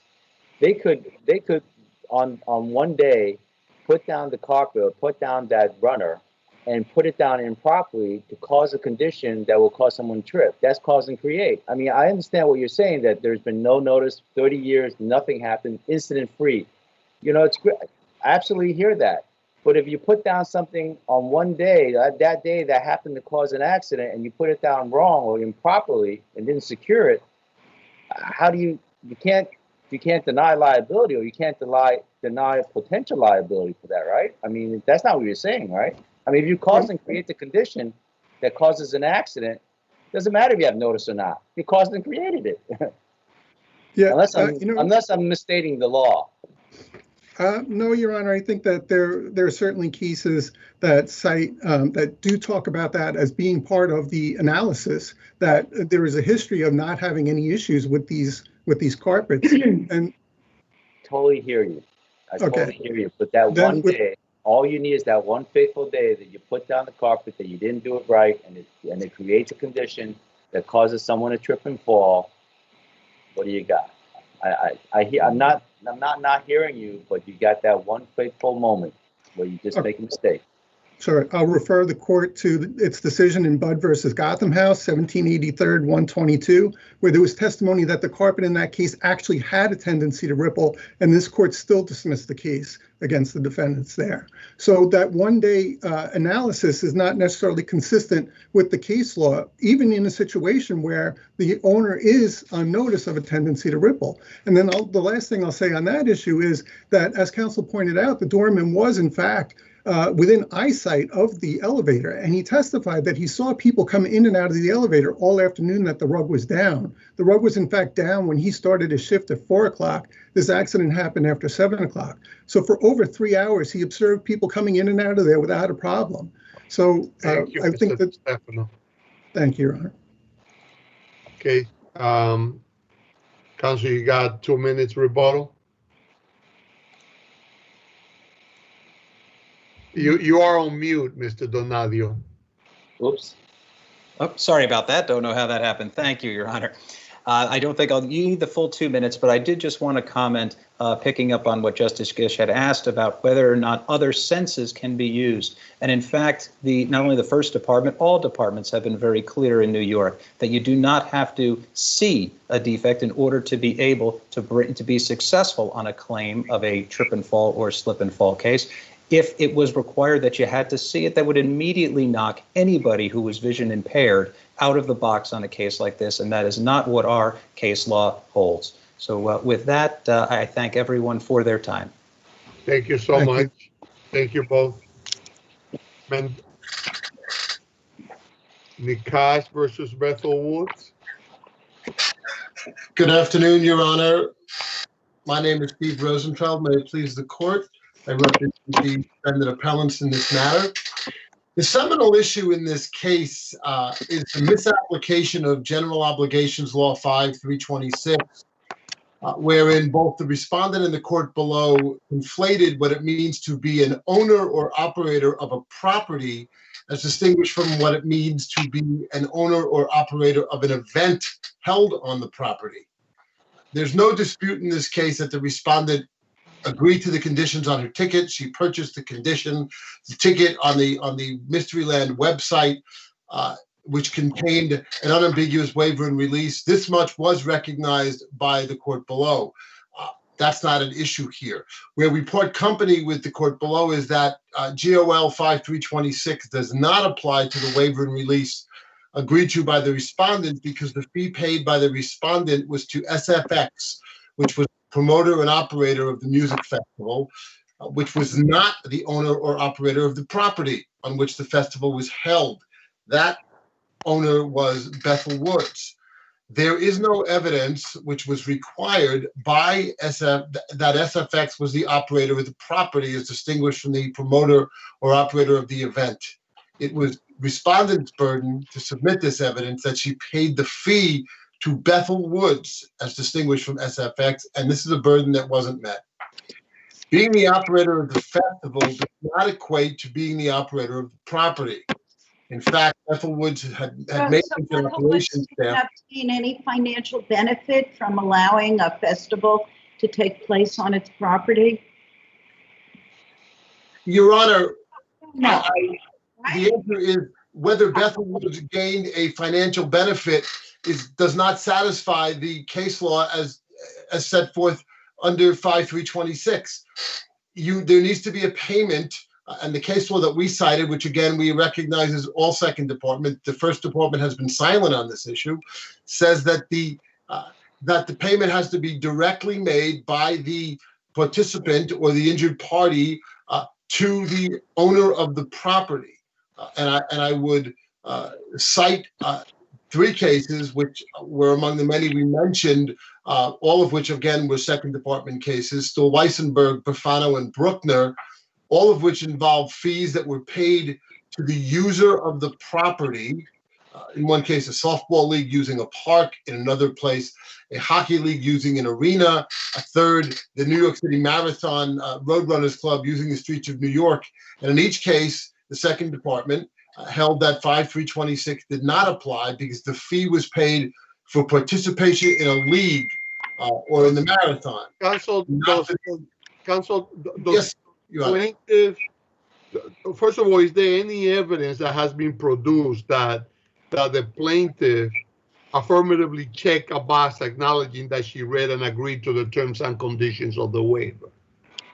Your Honor, she would not have been able to purchase the ticket through the website had she not checked each box. There is evidence, there is affirmation, there is deposition testimony from Scott Dennison. She could not have gotten from A to B to C without checking the box each time. She would not have been allowed to buy the ticket. Counsel, I'd like to go back to something that my colleague Justice Gish raised. What, if any, evidence did you present to indicate that you did not receive any compensation from the ticket purchase? Your Honor, it wasn't Bethel Woods' responsibility to provide that evidence. The responsibility was that of the plaintiff to provide that it paid money directly to Bethel Woods. It paid money to SFX. I thought it was your motion for summary judgment. It is our motion for summary judgment, Your Honor, but it is. That's why I asked the question. That's why I asked the question. Your Honor, there was no evidence presented to meet that, to answer that question, Your Honor. So you don't think that that's part of your prima facie case? Oh, Your Honor, I believe that we did. We did. It is the plaintiff's burden under the Stoll-Weissenberg case to provide evidence that she paid the fee to Bethel Woods. It is not Bethel Woods' burden to prove that it did not receive a payment from her. And in fact, she did not pay any money to Bethel Woods because she bought a ticket and she testified she bought a ticket. And the only money she paid was the purchase price of the ticket, which she bought on the website for Mysteryland. So in fact, her testimony that she did buy the ticket and the demonstrative evidence that in fact the ticket was issued does mean that she did only pay money to SFX. Okay, thank you, Mr. Rosenfeld. Thank you, Your Honor. Let me hear from plaintiff. Thank you, Justice Acosta. First, I'd like to address 2 arguments made by the respondents in their briefs that were not raised in the lower court. One being that the Mysteryland videos that are part of the record on appeal were not exchanged through discovery. That wasn't raised in the lower court, and if it was raised in the lower court, I would have had an opportunity to submit documentary evidence to show that they were exchanged. So I hope that argument fails because it wasn't raised in the court below. Second, for the first time in the appellant's reply brief, they raised the issue that the 3 affidavits that respondent submits on the appeal are out-of-state affidavits, and they didn't have the proper CPLR 2309 certification. That was for the first time raised on appeal and in the reply brief, and I was never able to respond to that. But I would note that this court has previously found in other cases that that's a mere irregularity which can be fixed non-pro-tunc, and also something that must be raised in the court below to be able to argue it on appeal. So just those are two minor issues. Going to the larger issue, in this case, why does GOL 5-326 say owners and operators? The appellants seem to argue that the only way you could be an operator is if you own the property. And I think here it's and or. And in this case, the SFX defendants completely took over this 7 to 10 acre property. They had, for a week before the event started, they brought in a crew of people, of about 100 people, to construct elaborate stages, to put up tents, merchandise tents. They set up bars all over the property. They they inspected the property every morning with about 50 people.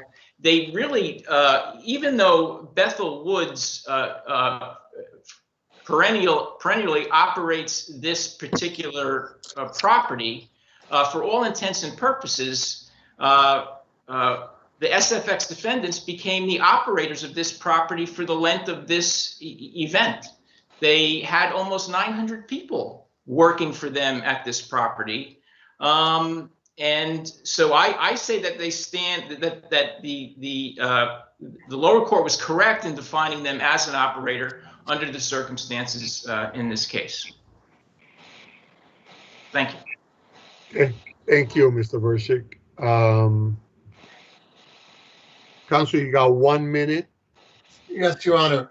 I'll just repeat what I had said earlier, which is that there's a requirement that a fee be paid to the property owner. We were not the owner. We were not the operator of the property. The evidence. What does it mean to be an operator, though? Your adversary raised a different point. He said you were an operator. You took over the grounds and you operated a festival there. We operated a festival, Your Honor. We didn't operate the property. Bethel Woods, when I say we, I'm sorry for being confusing because I do represent both parties.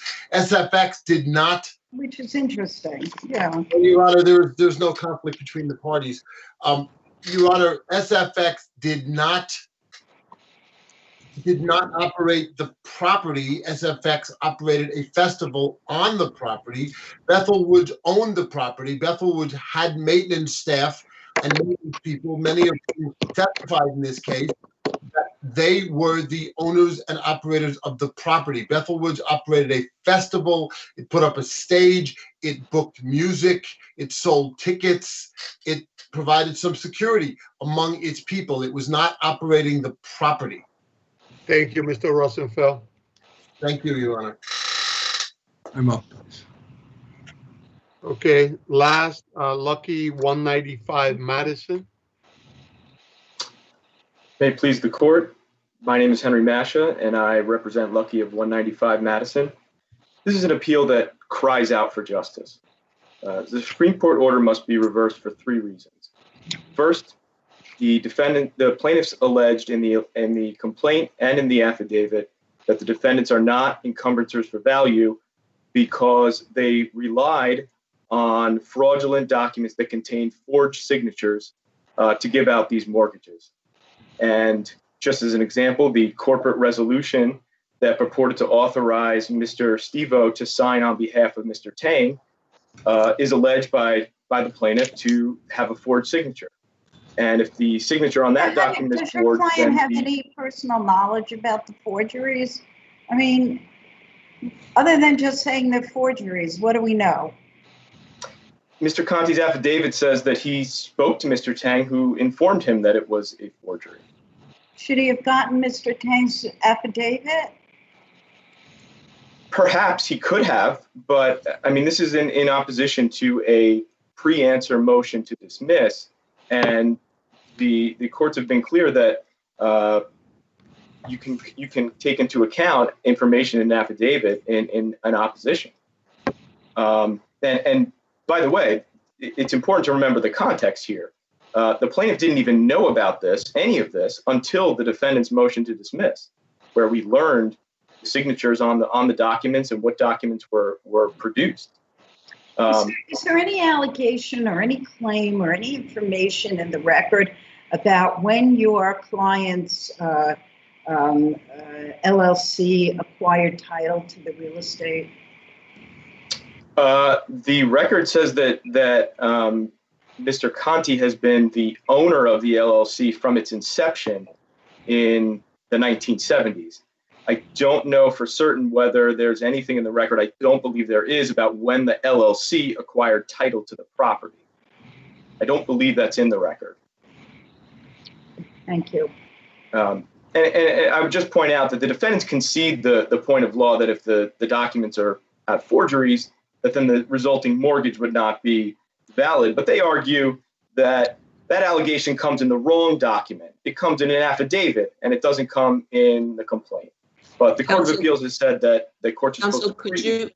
Would you kindly address the certificate of amendment filed by Mr. Conti in November of 2016? Which page of the record would that be on? You know what? I would have to look it up while you're talking myself. Okay. Maybe you could tell me about the content of that's relevant, because it's not where he says that he is the principal. Because when does he first manifest himself to be the principal, the president, the CEO, the owner, whatever, to the Department of State? I believe that is, I'm not sure of the exact date.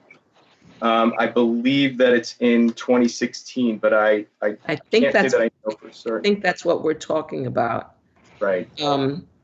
I'm gonna look for it while we talk, because the mortgage with Billman was in March of 2016. The mortgage with Creef was in August of 2016, but this amendment was in November of 2016, after both of these documents were. So you keep going. At the end of the day, though, I'm not sure that that's dispositive on a pre-answer motion to dismiss. I mean, the question here is whether we stated facts that, if proven true, could establish a claim. That's all the standard is here. Thank you, Mr. Masha. Your time is up, way up.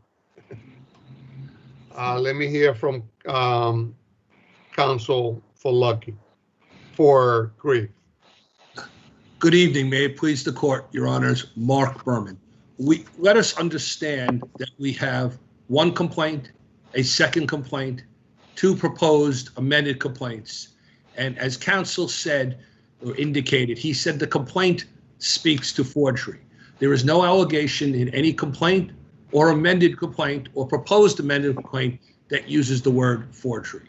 What we have here is, as Justice Gish raised, we have an affidavit. The law, as counsel indicated, you can supplement your complaint, your allegations through an affidavit, except that is when you're opposing a motion to dismiss. Here, Your Honors, we actually have a cross motion. So it's not the affidavit that governs, it's the pleading out there. And the pleading is absolutely silent as to any sort of allegation of forgery. Justice Gish, you heard counsel speak to, there's a corporate resolution that's out there that's forged. Forged is if someone signs my name.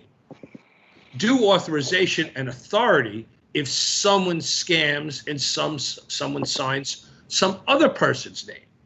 Counsel's not going to be able to identify any document in the record from 2016 when my client, a bona fide lender for value who had no reason to know of a forged document.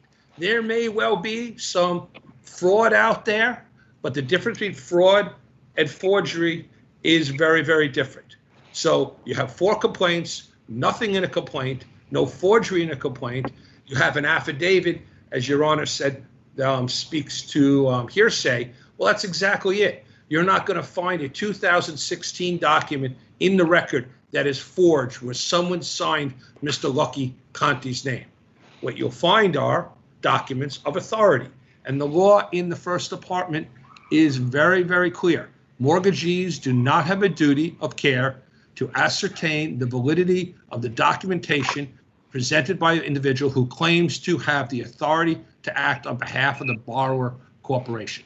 So there's many documents in the record, but we heard there should be tax returns, there should be this. One of the documents in the record is a legal opinion that my lender properly relied upon and on the First Department case law should rely upon, where the lawyer says he represents Lucky, Steve-O, and Tang. The opinion, and this is on pages 94, 95, and 96 of the record, speaks to they examined all the corporate governance documents, everything they should have, and they say that the borrower has the right, power, and authority to execute and deliver all the transaction documents. So Justice Reed was right. This is a fraud case, Your Honor. With fraud, you got to say that the lender knew or should have known. They had 4 attempts. They didn't say knew or should have known, and they can't say knew, and they can't say should have known, because here's a legal opinion from counsel that indicates there would be no other way. That's what you rely upon, and the First Department says, Your Honor, Counsel, this is Judge Owen. I looked at the complaint. It's not so much that the plaintiff here, unless I'm missing something, the complaint here is that it's not so much that the plaintiff is accusing your client of fraud. It's more like he's saying you guys didn't do your job or didn't do sufficient due diligence to make sure that the guy in front of you was the bona fide or legitimate principal of the company or the borrower, and that in a sense, when I'm reading the record here, it's actually in a sense that you were defrauded, or at least he's not saying this, but I got the sense that the claim is that you would have a fraud claim against Steve-O, because Steve-O is the one that defrauded you, right? So that's where I'm looking at this complaint. It's more like, these mortgages are on my property, according to the plaintiff's allegation, is like, they shouldn't be there. You guys didn't do what you were supposed to do minimally for like approximately $50 million that are coming against that you let down close to $50 million, according to Justice Reed's decision. $50 million went out of your pocket, your client's pocket, and that you didn't think to maybe double check to make sure this guy is actually the legitimate representative of the company. I mean, that's a lot of moolah there. Judge, it's a lot of guilt. And a lot of guilt. You bet. And what they did is they looked at all the corporate documentation. Okay, my client got duped, but guess what? Plaintiff hasn't sued Billman. The 2015 hasn't moved for a default against Billman. That's the transaction before in 2015. And think about it. In 2015, this earlier in the year, a prior transaction, public record was that Steve-O and Sang did this transaction with Billman. So now we fast forward to August 2016. Client looks at the public record, sees Steve-O and Sang, looks at all the documents, looks at the opinion. But remember, let's start with what the law is in the First Department. And the cases, motions to dismiss, have been granted as a matter of law, where the mortgagee does not have to ascertain the validity. It doesn't matter. Counsel, if I may, I finally found it in the record at 123. Mr. Conti files a business corporation biennial statement amendment that names himself as the chief executive officer. The documents in the record don't show, not that I found anything naming Mr. Conti as the CEO before that. Am I wrong? Because I've looked at the prior biennial statement and the certifications, the everything, the letter from counsel, all of that. But I'll let you answer that question. We are 7 minutes over in this argument, so go ahead, Mr. Berman. I will answer Judge Gonzalez's question. That document, Your Honor, by the way, is a 2015 document, not a 2016 document. When you had mentioned 2016, it's 2015, and that's very relevant. 2015 is before this transaction. 2016, Your Honor, August is when this transaction took place. But as to answer your second question, as far as Lucky Conte's ownership representation of this, that is not part of the record. What you have here as part of the record are the documents that referred to for the 2016 transaction. Thank you, Mr. Berman. Mr. Masha, you got 1 minute. All right. I'd just like to say that all this discussion about the dates and when they happen, that's exactly why we need discovery in this case. We were defrauded, and part of the fraud was to keep this information from us. So we pleaded our case with as much specificity as was possible. And the fact that we made a cross motion. Your claim isn't really fraud against these people. It's that they should have known that, or knew that, in fact, the parties who we were dealing with didn't have authority. So what facts do you allege that would have alerted them to that, to trigger the heightened due diligence? That's a good question. There's a few things. One, all the documents that were submitted are easily forged, and they're not used by any third parties in the ordinary course of business, like a tax return or a credit report. So any reasonably prudent lender, having received those documents, would have asked for additional documentation, like a tax return. And if they had gotten the tax return, they would have seen that Lucky Conte was the sole officer, shareholder, and director of the company for 50 years. They didn't do that. They stuck their head in the sand, and now they want our client to pay for it. In addition, I'm sorry. I just like to close with the fact that. I'll give you 30 seconds. Thank you very much. We've met the heightened pleading standard if it applies. The heightened pleading standard doesn't apply because there's no fraud against the defendants. We met the heightened pleading standard because we pleaded this with as much specificity as was possible into the case. And for that reason, Supreme Court order should be reversed. Thank you. Thank you. Thank you both. Thank you. Good night, Your Honor. It's a little bit late this evening, but thank you all. Indeed. This ends oral arguments in the First Department. Have a good evening, everyone. Take care. Be safe. Bye-bye.